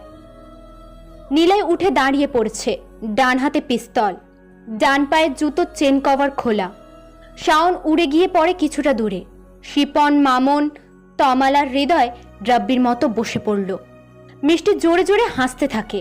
হাসতে হাসতে বলে, তোদের কিনা বলেছিলাম একজন আসবে যে তোদের সবাইকে মারবে, তখন পালানোর জন্য রাস্তাটাও পাবি না। দেখ সেটা সত্য হয়ে গেল। নে পালা এবার, দেখি কতদূর পালাতে পারিস। হৃদয় দৌড়ে আসে মিষ্টির কাছে। মিষ্টির পা ধরে বলতে থাকে, তুই আমার বোন লাগিস, আমাকে মাফ করে দে। আমি যা করেছি সব কিছুর জন্য মাফ করে দে প্লিজ। আমি কখনো আর আসবো না এখানে, আমি চলে যাব। আমাকে তুই বারণ কর, ও যেন আমাকে না মারে। সে বারণ করলে আমি শুনবো, আমি তোকে মারবো না, কিন্তু সে যদি নিজেই তোকে মারে। নিলয় কথাটা বলে মিষ্টির দিকে পিস্তল বাড়িয়ে দেয়। মিষ্টি হৃদয়ের গালে চড় মারে, পা ছাড়িয়ে নিল। নিলয়ের কাছে এসে দাঁড়ালো। নিলয় মিষ্টির হাতে পিস্তলটা তুলে দিল। নিলয়ের হাতের সাহায্যে মিষ্টি পিস্তল তাক করলো হৃদয়ের দিকে। তারপর একটাই শব্দ, পরপর বাঁচার জন্য আত্মচিৎকার। হৃদয়ের পেটে পরপর দুটো গুলি গিয়ে লাগলো। হৃদয় সেখানেই মারা যায়। নিলয় ওদেরকে মানে সিপন, তমান, মামুনকে মেরে ফেলে। নিলয় টেবিলের উপরে গিয়ে বসে, বিয়ারের বোতল থেকে বিয়ার এক চুম্বকে শেষ করে মিষ্টির দিকে তাকায়। মিষ্টি দৌড়ে এসে নিলয়কে জড়িয়ে ধরে। মিষ্টি কাঁদছে, প্রথমবার সে এত খুশি হয়েছে। আজ থেকে মিষ্টি মুক্ত, সে আর কারোর কথায় চলবে না, সে নিজের মতো করেই থাকবে। নিলয় মিষ্টিকে বলে, সেদিন বলেছিলি দূরে বসে লেস্কার দেই, কাছে এসে কেউ সহ্য করে না, সবটা নিজের মতো করতে হয়। আমি তোমার কাছে এসে সবটা করলাম, এগুলো বাইরে কেউ জানবে না। আর রাফিককে বলার দরকার নেই। আমি এসেছি, লাশগুলো মেন রাস্তার পাশে গোল করে রেখে দিবি, রক্ত দিয়ে মাঝখানে লিখে দে, নিলয় দা কেজিএফ ইজ ব্যাক। এখানে থাকা বাকিরা যারা আছে তারা বাদে যদি অন্য কেউ জানে তাহলে এখানে থাকা সবাইকে আমি মেরে ফেলবো। আমি এসেছি এখানে মিশনের জন্য, সো আপাতত আমার গোপন থাকাটা খুব দরকার। আর মিষ্টি শোনো, কালকে তোমার কথার কোনো উত্তর দেয়নি কেন জানো? কারণ এমন একটা দিনের অপেক্ষাই করেছিলাম যেদিন কেবল উত্তর নয় বরং প্রশান্তিও থাকবে। চলো। নিলয় গোডাউন থেকে বের হয়, তালাতে গুলি করে তালা ভেঙে শাটার খুলে বের হলো। রাব্বিরাও নিজেদের মতো চলে গেল। মিষ্টির হাত ধরে নিলয় এগিয়ে যাচ্ছে। মিষ্টি এখন সম্পূর্ণ মুক্ত, সে চারিপাশে সাহসের দৃষ্টি দেখছে, আর সেই সাহসটা দিচ্ছে নিলয়। নিলয়ের পাশে হাঁটছে মিষ্টি, আর চারপাশে মাথা তুলে দেখছে। বহু দিন ধরে সে এইভাবে হাঁটেনি, মাথা নিচু করে হেঁটেছে লোকেদের ভয়ে। আজকে সে মাথা উঁচু করে হাঁটছে। মিষ্টির বাড়ির সামনে আসে নিলয়। দূরে পরীকে দেখতে পায় ওরা, দৌড়ে পরীর কাছে আসে। এখনো সে তখন থেকেই পড়ে আছে। নিলয় পরীকে কোলে তুলে নেয়, পরীদের বাড়ির দিকে যেতে থাকে। এদিকে নীলার ঘুম ভেঙে যায় হঠাৎ করে। কিছু ভালো লাগছে না ওর, কেমন একটা অস্বস্তি বোধ হচ্ছে। নেহা ভাবলো একবার আবিরকে ডেকে একটু গল্প করবে। ভাবতে ভাবতে এসে আবিরের রুমের সামনে আসলো। সে এসে দেখে আবিরের দরজা খোলা। নেহা আবিরের দরজায় উকি দেয়। আবিরকে সে কোথাও দেখতে পায় না। আবির কোথায়? দরজা খোলা আছে, সে কোথায় তাহলে? বাহিরে আছে? কিন্তু কেন? আমার মতো কি তারও অস্থির লাগছে? কই দেখি তো বাইরে গিয়ে। নেহা উঠানে আসে। বাড়ির সামনে সব জায়গাতে খুঁজলো আবিরকে, কিন্তু আবির কোথাও নেই। নেহা গাছের নিচে গিয়ে বসে। আকাশে চাঁদ উঠেছে বিশাল। নেহা চাঁদের দিকে তাকিয়ে আছে। শুনেছে চাঁদের দিকে তাকিয়ে নাকি নিজের অজান্তেই মনের সব কথা অনুভব করা যায়। নেহা ঠিক সেটাই অনুভব করছে, আর তার ভাবনাতে আবিরের চলাচল খুব বেশিভাবেই পরিলক্ষিত হচ্ছে। সে অকারণেই এখন আবিরকে নিয়ে ভাবছে, অনুভব করছে এমন জ্যোৎস্নাময় রাতের পরিবেশে আবিরের কাঁধে মাথা রেখে সে রাতের চাঁদ দেখছে।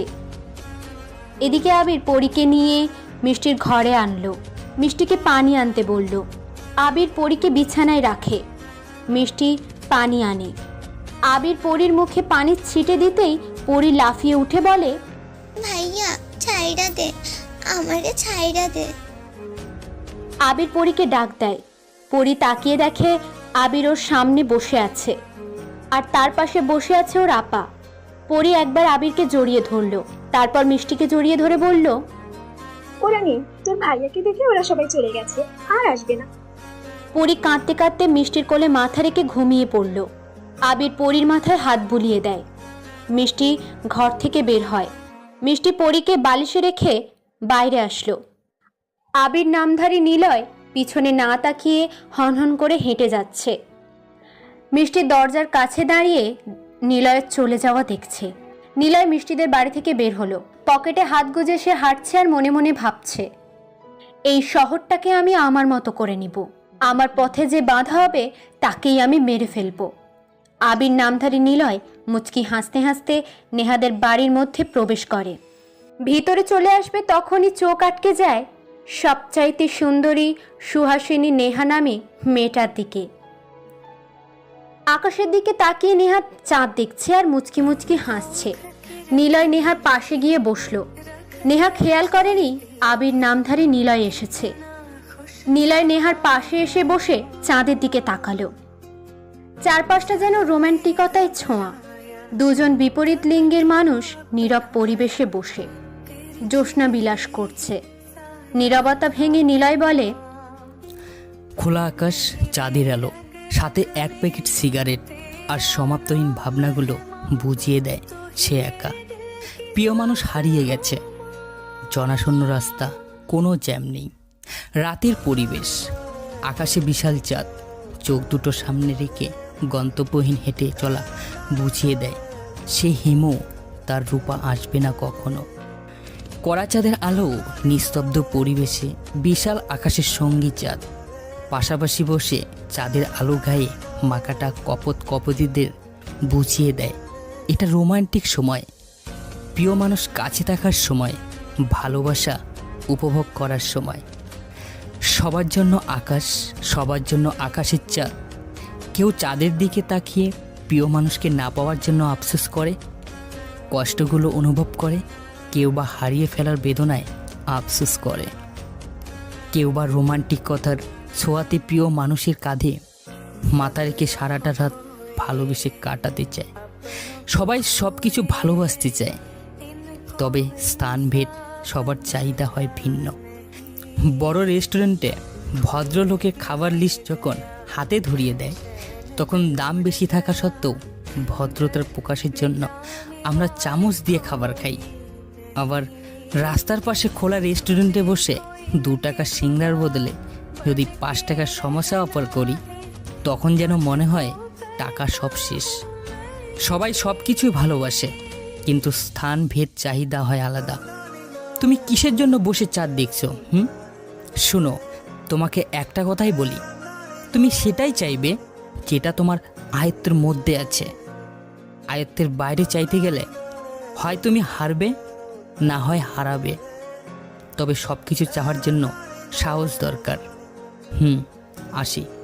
নিলয় বসা থেকে উঠে যাবে তখনই নেহা জোর গলায় বলে ওঠে, আমি তোমাকে চাই।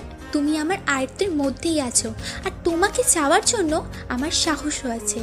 তোমাকে পাওয়ার জন্য নিজেকে হারাতেও প্রস্তুত আমি। নিলয় থেমে যায়। নেহার এমন কথা শুনে নিলয় ঠিক কি বলবে সে খুঁজতে থাকে। নিলয় জানে তার জীবনে কখনো ভালোবাসা নামক পাখিটা ধরা দেবে না, ধরতে চাইলেও থাকবে না।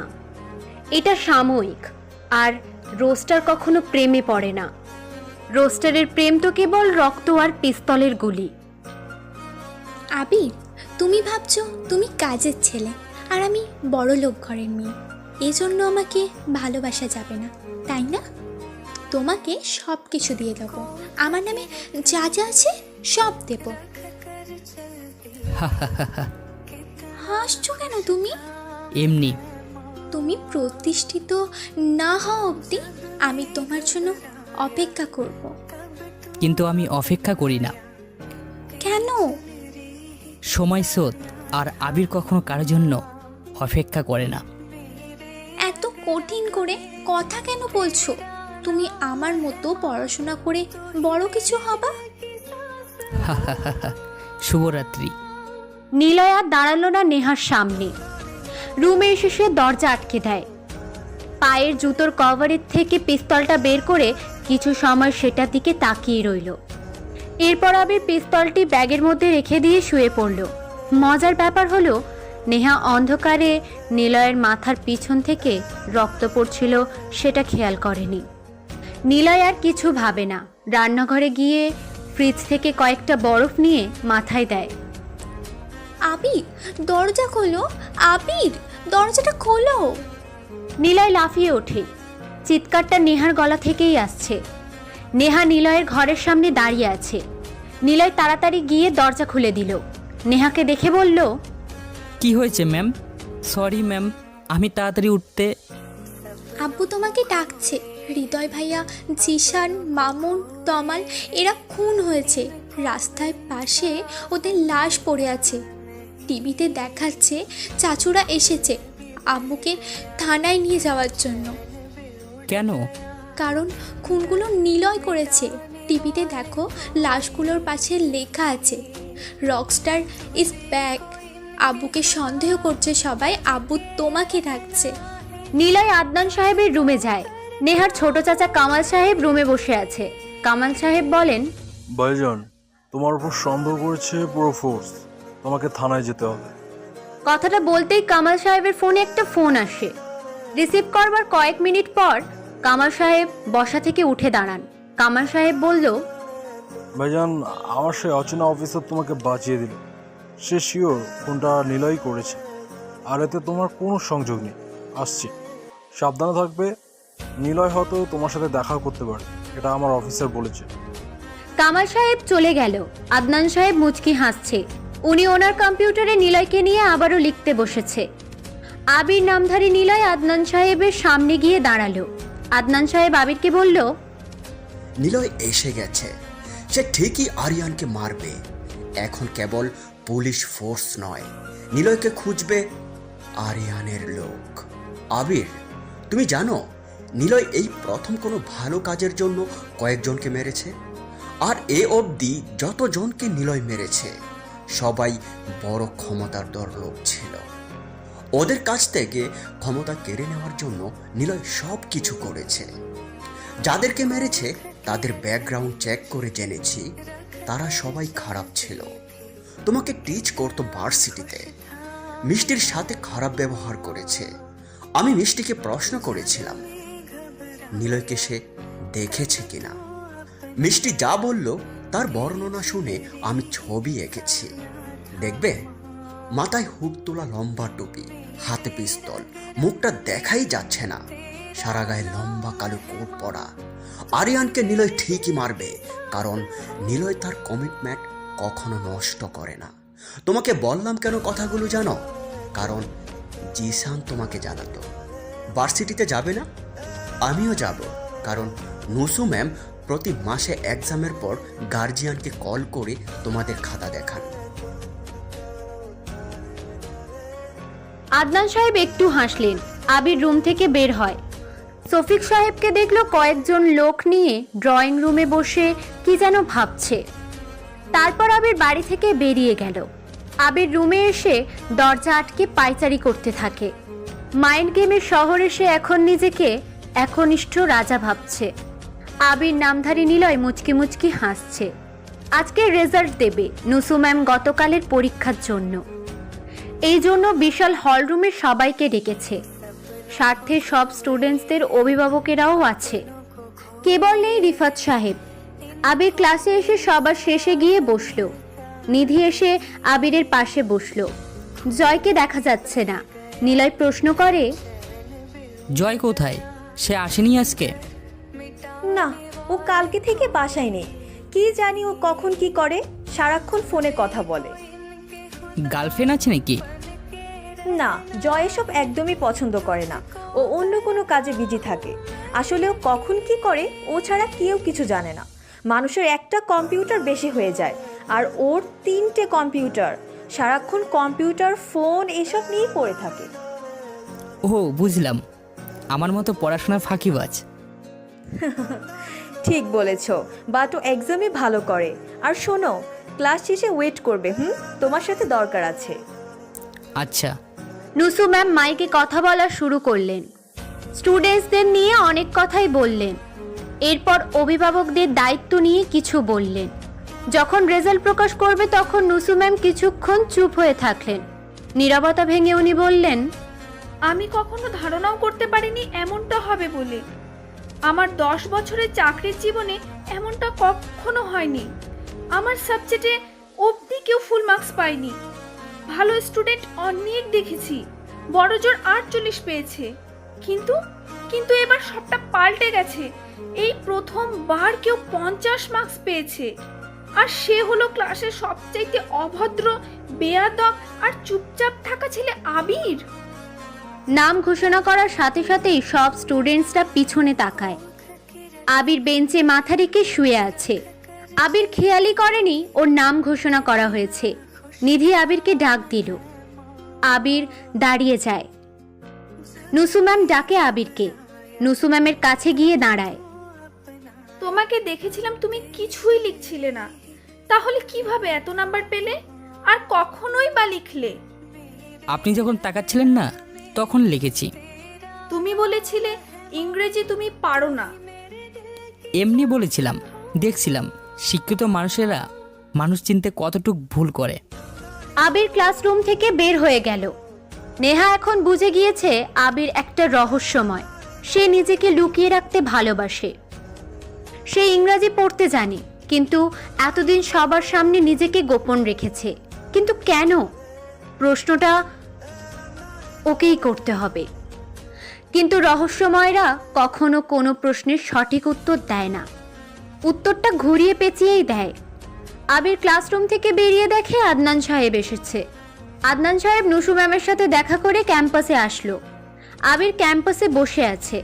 আদনান সাহেব নেহাকে নিয়ে চলে যাবেন, ঠিক তখনই 15টা প্রাইভেট গাড়ি ভার্সিটিতে প্রবেশ করলো। পুরো ক্যাম্পাস যেন সেই দিকেই তাকিয়ে আছে। এতগুলো গাড়ি কখনো ভার্সিটিতে আসেনি। গাড়িগুলো আসার পর আরো 20টা বাইক ভার্সিটিতে প্রবেশ করলো। পুরো ক্যাম্পাস তখন গাড়িতে ভর্তি। ভার্সিটির বিপি সহ পুরো এলাকার সব বড় লেভেলের লোকেরা আসতে থাকে। একটা গাড়ি আদনান সাহেবের কাছে এসে থামলো। নেহা আদনান সাহেবের পাশেই দাঁড়িয়ে আছে। গাড়ি থেকে একজন লোক নামলো। সে ছাতা মিলে দাঁড়িয়ে আরো কয়েকজন নামার জন্য দরজা খুলে দেয়। এবার যে গাড়ি থেকে নামলো সে হলো আরিয়ান, যাকে নিলয় মারতে এসেছে এই শহরে। আরিয়ানকে দেখে নিলয় বসা থেকে উঠে দাঁড়ায়। আরিয়ানের পাশে রাকিব এসে দাঁড়ালো। রাকিবের সাথে রব্বিও আছে। রব্বি নিলয়কে দেখিয়ে দিল রাকিবের কাছে এসে। রাকিব ইশারা করে নিলয়কে বলল, কাজটা যত তাড়াতাড়ি শেষ করো। আরিয়ান গাড়ি থেকে নেমে হাঁটতে থাকে। পিছনে একজন লোক ছাতা ধরে আরিয়ানের সাথে এগিয়ে যাচ্ছে। আরিয়ান একটা সিগারেট জ্বালায়। ভার্সিটির সবটা যেন নীরব হয়ে আছে। দূর থেকে কেবল আরিয়ানকেই দেখা যাচ্ছে। আরিয়ান আদনান সাহেবের সামনে এসে দাঁড়িয়ে সিগারেটের ধোঁয়াগুলো ছেড়ে দিয়ে বলল, নিলয় কোথায়? নিলয়কে আমি চিনি না। বাবার বন্ধু রাফাত পাঠিয়েছে আমাকে মারতে। প্রথম দিন ওর সাথে দেখা হয়েছিল, কিন্তু নিলয় তখন ছিল আমার খুব কাছের, খুব সাধারণ একজন। এখানে আসার আগে সে আমাদের লোকেদেরকে পিটিয়ে এসেছে। প্রথম দিন ওকে পাত্তাই দিইনি আমি, তাই নিলয়কে দেখিনি। আমি জানি সে এসেছে, আর আপনিও সেটা জানেন। প্রথম দিন যদি নিলয়কে মারতাম তাহলে এত কিছু ভাবতে হতো না। রাকিবের থেকে জেনেছি নিলয় কোনো সাধারণ পাতি মাস্তান না। সে চাইলে সব কিছু ধ্বংস করে দিতে পারে। ওকে আমার চাই, না হলে আপনাকে তুলে নিয়ে যাব আমি। দেখুন মিস্টার, আপনাকে আমি চিনি না, আর আমার বাবা একজন সাংবাদিক, লেখকও। উনি কারোর ব্যাপারে লিখতেই পারে, কিন্তু তার সাথে যে সম্পর্ক থাকবে এমন তো না। আমার বাবা কোনো মস্তানিকে সাপোর্ট করে না। সো নিলয়কে খুঁজতে চাইলে ওর জায়গায় গিয়ে খুঁজুন। আমার বাবাকে শুধু শুধু জ্বালাবেন না, এর ফল কিন্তু ভালো হবে না। আরিয়ান সিগারেটে জোরে একটা টান দিল। তারপর সিগারেটটা ফেলে দিয়ে কোমর থেকে ছুরি বের করে ছাতা ধরে থাকা লোকটার পেটে চালান করে দেয়। সাথে সাথেই সবাই ভয়ে পিছিয়ে গেল। আরিয়ান ছুরিতে থাকা রক্তটা নিজের কোটে মুছে নিয়ে আদনান সাহেবের দিকে তাকিয়ে বলল, আপনার মেয়ে অনেক সুন্দর তো। নাম কি? Neha. Nice name, Aryan plus Neha. Wow, দারুণ কম্বিনেশন। শোনো নেহা, সবার সামনে আমার লোককে মারলাম। কেউ ভয়ে আমার কাছে আসবে না, সো তুমিও কিছু করতে পারবে না। প্রথম দেখাতে তোমাকে আমার ভালো লেগেছে। I love you Neha. সময় বুঝে তোমাকে আমার কাছে নিয়ে যাব। Good bye. আরিয়ান চলে যায়। সাথে ক্যাম্পাসে আসা প্রত্যেকটা গাড়িও চলে যায় এক এক করে। নিলয় দাঁড়িয়ে এক দৃষ্টিতে তখনও সব কিছু দেখছিল। নিলয়ের ফোনে কল আসে। নিলয় ফোন রিসিভ করেই আবির বলে, নিলয় আরিয়ানকে মারবে। কবে কখন মারবে সেটা একমাত্র নিলয় ডিসাইড করবে। নিলয় ফোনটা কেটে দেয়। আরিয়ানকে সময় মতো সে মারবেই। কিন্তু নিলয় যেমন সাধারণ কোনো মস্তান না, তেমনি আরিয়ানও কোনো সাধারণ কেউ না। আদনান সাহেব নেহাকে নিয়ে চলে যায়। নিলয় একা বসে আছে। পুরো ক্যাম্পাস আস্তে আস্তে ফাঁকা হতে থাকে। নিলয় চলে আসার জন্য বসা থেকে উঠে দাঁড়ালো। ঠিক তখনই ভার্সিটির দপ্তরি এসে বলল, আপনার নাম আবির? নুসু ম্যাম আপনাকে ওনার অফিস রুমে ডাকছে। নুসু ম্যাম আপনাকে ওনার অফিস রুমে ডেকেছে। আচ্ছা। আবির কাঁধে ব্যাগ ঝুলিয়ে নুসু ম্যামের রুমে যেতে থাকে। কিছু সময় পর নুসু ম্যামের রুমে এসে দরজার সামনে দাঁড়ালো। ওনার টেবিলের উপরে নেম প্লেটের নামটা বেশ ভালো করেই দেখা যাচ্ছে, ডক্টর নুসরত নুসু, সাইকোলজিস্ট।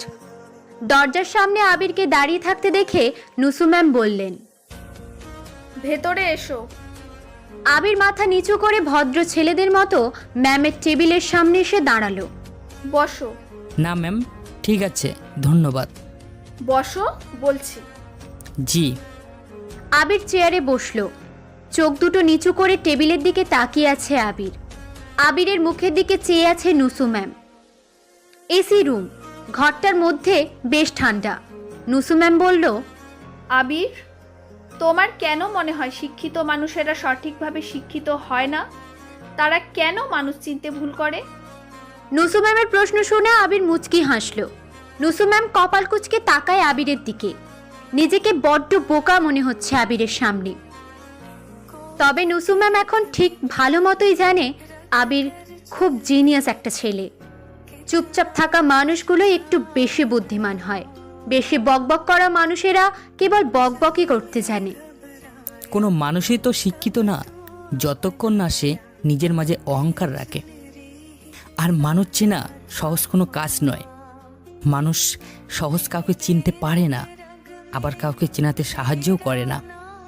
শিক্ষিত মানুষ নয়, বরং সব পর্যায়ের মানুষ অহংকার করে থাকে। আল্লাহ নবী সুলাইমানও অহংকার করেছিল। আল্লাহ তাকে জেলে বানিয়ে নদীতে মাছ ধরিয়েছিল অহংকারের জন্য। এই কারণে অহংকার থেকে নিজেকে দূরে রাখুন, তাহলে শিক্ষিত হতে পারবেন। আমাদের সমাজে শিক্ষিত মানুষ হলো তারা যারা MBBS BSc পাশ করা লোকজন। মজার ব্যাপার হলো এই সব ডিগ্রি অর্জিত মানুষেরা গাড়িতে বসে খাবার খেতে খেতে যায়, আর রাস্তায় সেই খাবারের প্যাকেট ফেলে দিয়ে এসিওয়ালা রুমে বসে পত্রিকা পড়ে। দেশে আবর্জনা বেরিয়ে যাওয়াতে জনজীবন বেঁচে থাকাটা ক্ষুণ্ণ হয়ে গেছে। তখন সেই পত্রিকা পড়া ব্যক্তিগুলো মনে মনে বলে, দেশের এই অবস্থা হচ্ছে শুধুমাত্র ননসেন্স মার্কেট লোকদের জন্য। কেন যে এমন করে? কিন্তু ওরা জানে না রাস্তার পাশে বস্তিতে রেল লাইনে থাকা মানুষগুলো ওই রাস্তায় পড়ে থাকা ময়লা আবর্জনাগুলো তুলে ডাস্টবিনে ফেলে রাখে। এবার আপনিই বলুন, মানুষ কিভাবে চিনবেন? এসি রুমে বসে থাকা মানুষগুলোকে চিনবেন, নাকি পড়ে থাকা মানুষগুলোকে চিনে চলবেন? মানুষ সহজে চেনা যায় না ম্যাম। চিনতে হলে সে মানুষের সাথে কথা বলতে হয়, থাকতে হয়। আসি ম্যাম। আবির বসা থেকে উঠে চলে গেল। নুসু ম্যাম আবিরের চলে যাওয়ার দিকে তাকিয়ে আছে। নুসু ম্যাম আবিরকে ডেকেছিল।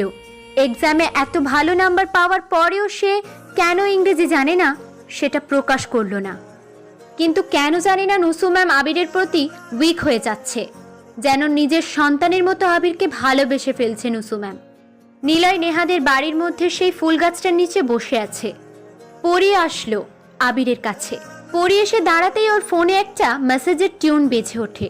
পরির দিকে তাকিয়ে দেখে ওর হাতে ছোট্ট একটা ব্যাগ রাখা। নিলয় জিজ্ঞাসা করে, কি রে, তোর হাতে কিসের ব্যাগ?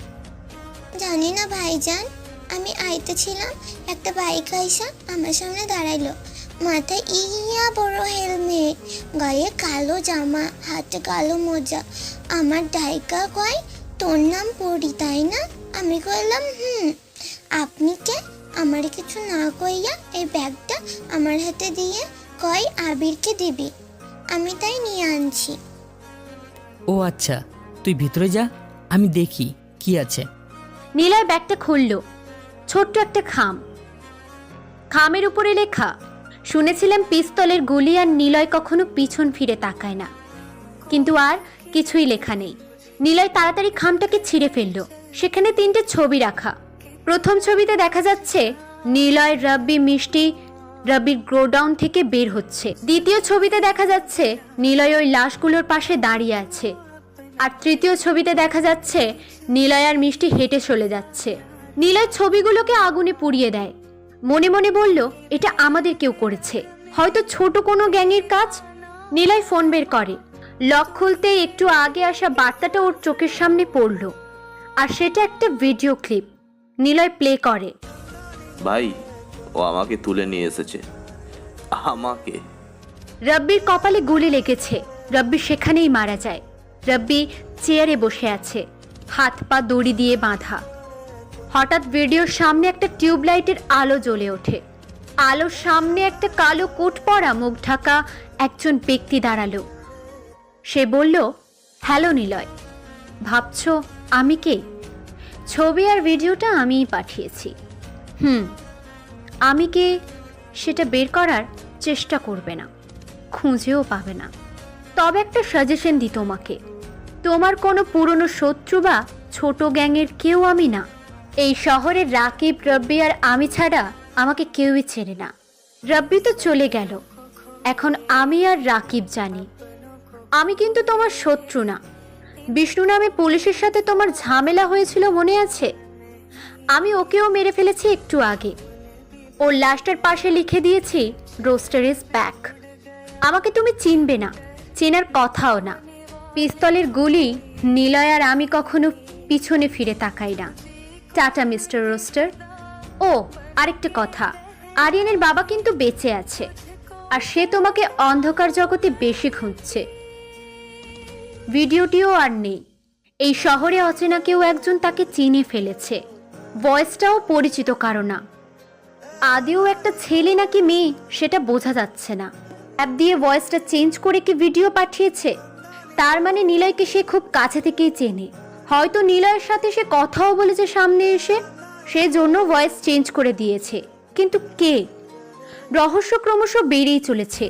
কতগুলো প্রশ্ন নিলয়ের মাথায় ঘুরপাক খাচ্ছে, কিন্তু কোনোটারই সে খুঁজে পাচ্ছে না।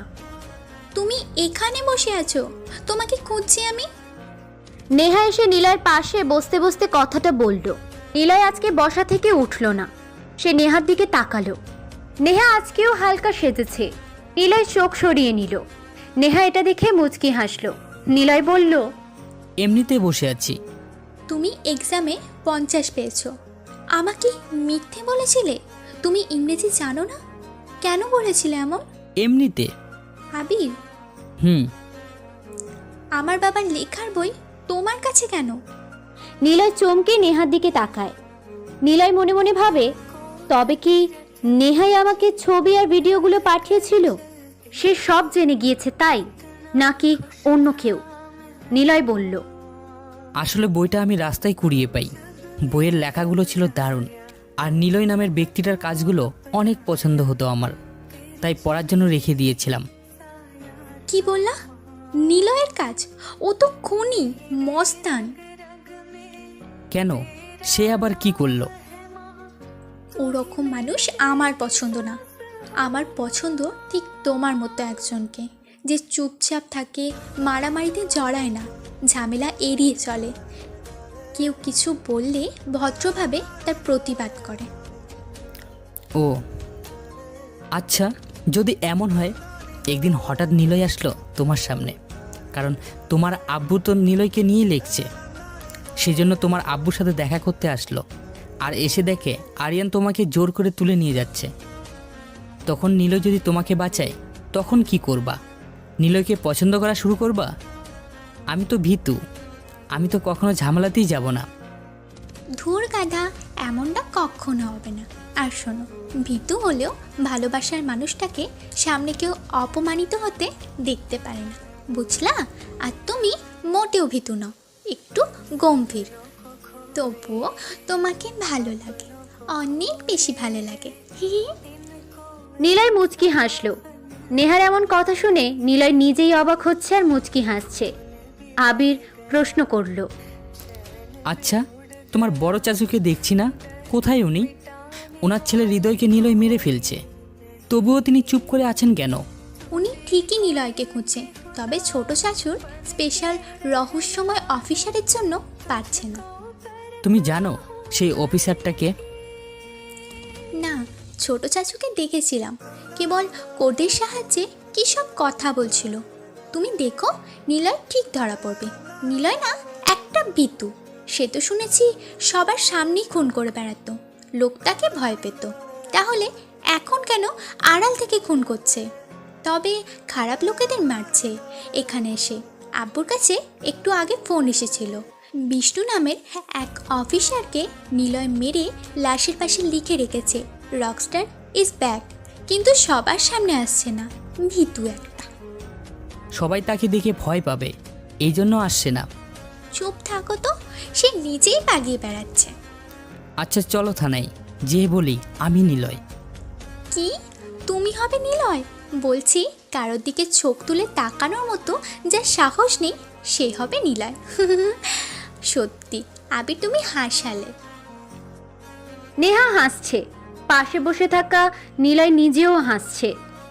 নেহার কথাগুলো শুনে নিলয় শিওর হয় ভিডিওর ক্লিপটা পাঠানোর আগাতে নেহা না, তাহলে কে হতে পারে?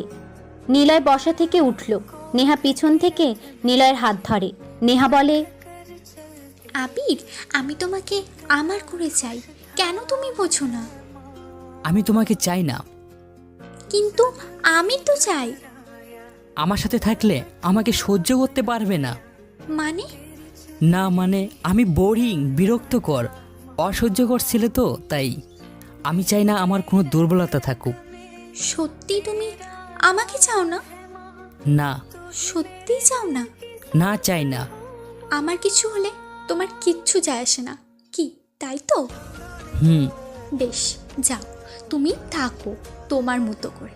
নেহা কথাটা বলেই বাড়ি থেকে বের হয়ে যায়। নেহা বাড়ি থেকে বের হতেই কয়েকটা লোক ওর পিছু নিল, আর এই লোকগুলো হলো আরিয়ানের, কারণ আরিয়ান আদনান সাহেবের বাড়ির সামনে ওর লোক রেখে দিয়েছে, কারণ আরিয়ান ধরেই নিয়েছে নিলয় আদনান সাহেবের সাথে দেখা করবেই, আর সেই জন্যই সে লোক রেখেছে। নেহা হাঁটছে, পিছনে 4 জন লোক, মাহিদ, শুভ, সৌরভ, হাসিম। শুভ ফোন করলো আরিয়ানের কাছে। ভাই আদনান সাংবাদিকের মেয়ে বাড়ি থেকে বের হয়েছে, একলা তুলে নিয়ে আসবো। সত্যি? এখনই তুলে নিয়ে আই, তবে কেউ যেন জানতে না পারে। নিলয় উঠানে দাঁড়িয়ে আছে। নেহা বাইরে গিয়েছে অনেকটা সময় হলো। নিলয় বসে থাকার এক পর্যায়ে দেখতে পায় আদনান সাহেব চিন্তিত অবস্থায় বের হচ্ছে বাড়ি থেকে। নিলয়ের সামনে গিয়ে দাঁড়ায়। কি হয়েছে স্যার?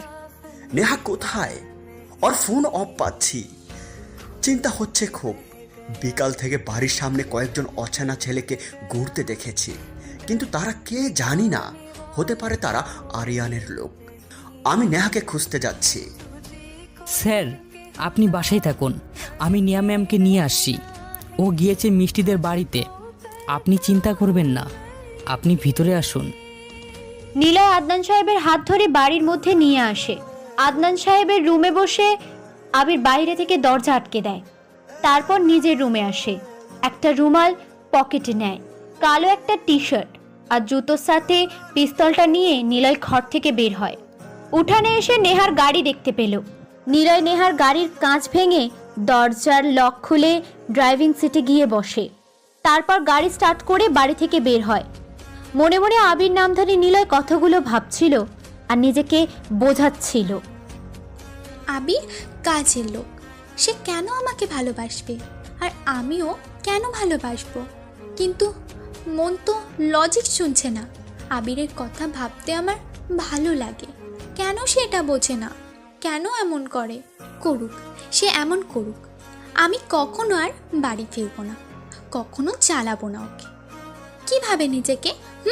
সুন্দরী বড়লোক মেয়ে প্রপোজ করছে, তাই ভাব নিয়ে ফিরিয়ে দেবে? দেখবো আমিও, আমার কিছু হলে বজ্জাত আবিরের কি হয়। কথাগুলো ভাবতে ভাবতে ও নিজের বাড়ি থেকে অনেকটা দূরে চলে আসলো। এতক্ষণ খেয়াল করেনি ওর পিছনে 4 জন ছেলে আসছিল। ভাবনা থেকে ফিরেই নেহা বুঝতে পারে ওর পিছনে কেউ আছে। নেহা ভাবে আবির এতক্ষণ ওর পিছনে পিছনে আসছে, তাই নেহা সেদিকে না তাকিয়ে বলে, তুমি এসেছো? কেন এসেছো? একটু আগেই তো বললে আমার কিছু হলে তোমার কিছুই হবে না, এখন কি করতে এসেছো? চলে। নেহা ঘুরে তাকায়, দেখে 4 জন অপরিচিত ছেলে দাঁড়িয়ে আছে। নেহার কথাগুলো শুনে জোরে জোরে হাসতে থাকে। নেহা বলে, তোমরা কে? আমার পিছু কেন নিয়েছো? শুভ হাসতে হাসতে পকেট থেকে একটা রুমাল বের করে নেহার মুখের সামনে ধরে। নেহা নিঃশ্বাস নিতেই অজ্ঞান হয়ে পড়ে। সাথে সাথে একটা গাড়ি এসে থামে শুভর পাশে। শুভ আর সৌরভ নেহাকে গাড়িতে তুলল। গাড়ি চলছে। নেহা সৌরভের কাঁধে মাথা রেখে অজ্ঞান হয়ে পড়ে আছে। বেশ কিছুটা দূরে আসার পর সৌরভ নেহাকে এক হাত দিয়ে জড়িয়ে ধরল। কিছু সময় নেহার পিঠ আর বাহুডোরের উপরে ঘোরাতে থাকলো। এরপর আস্তে আস্তে হাতটা নেহার বুকের দিকে অগ্রসর করছে।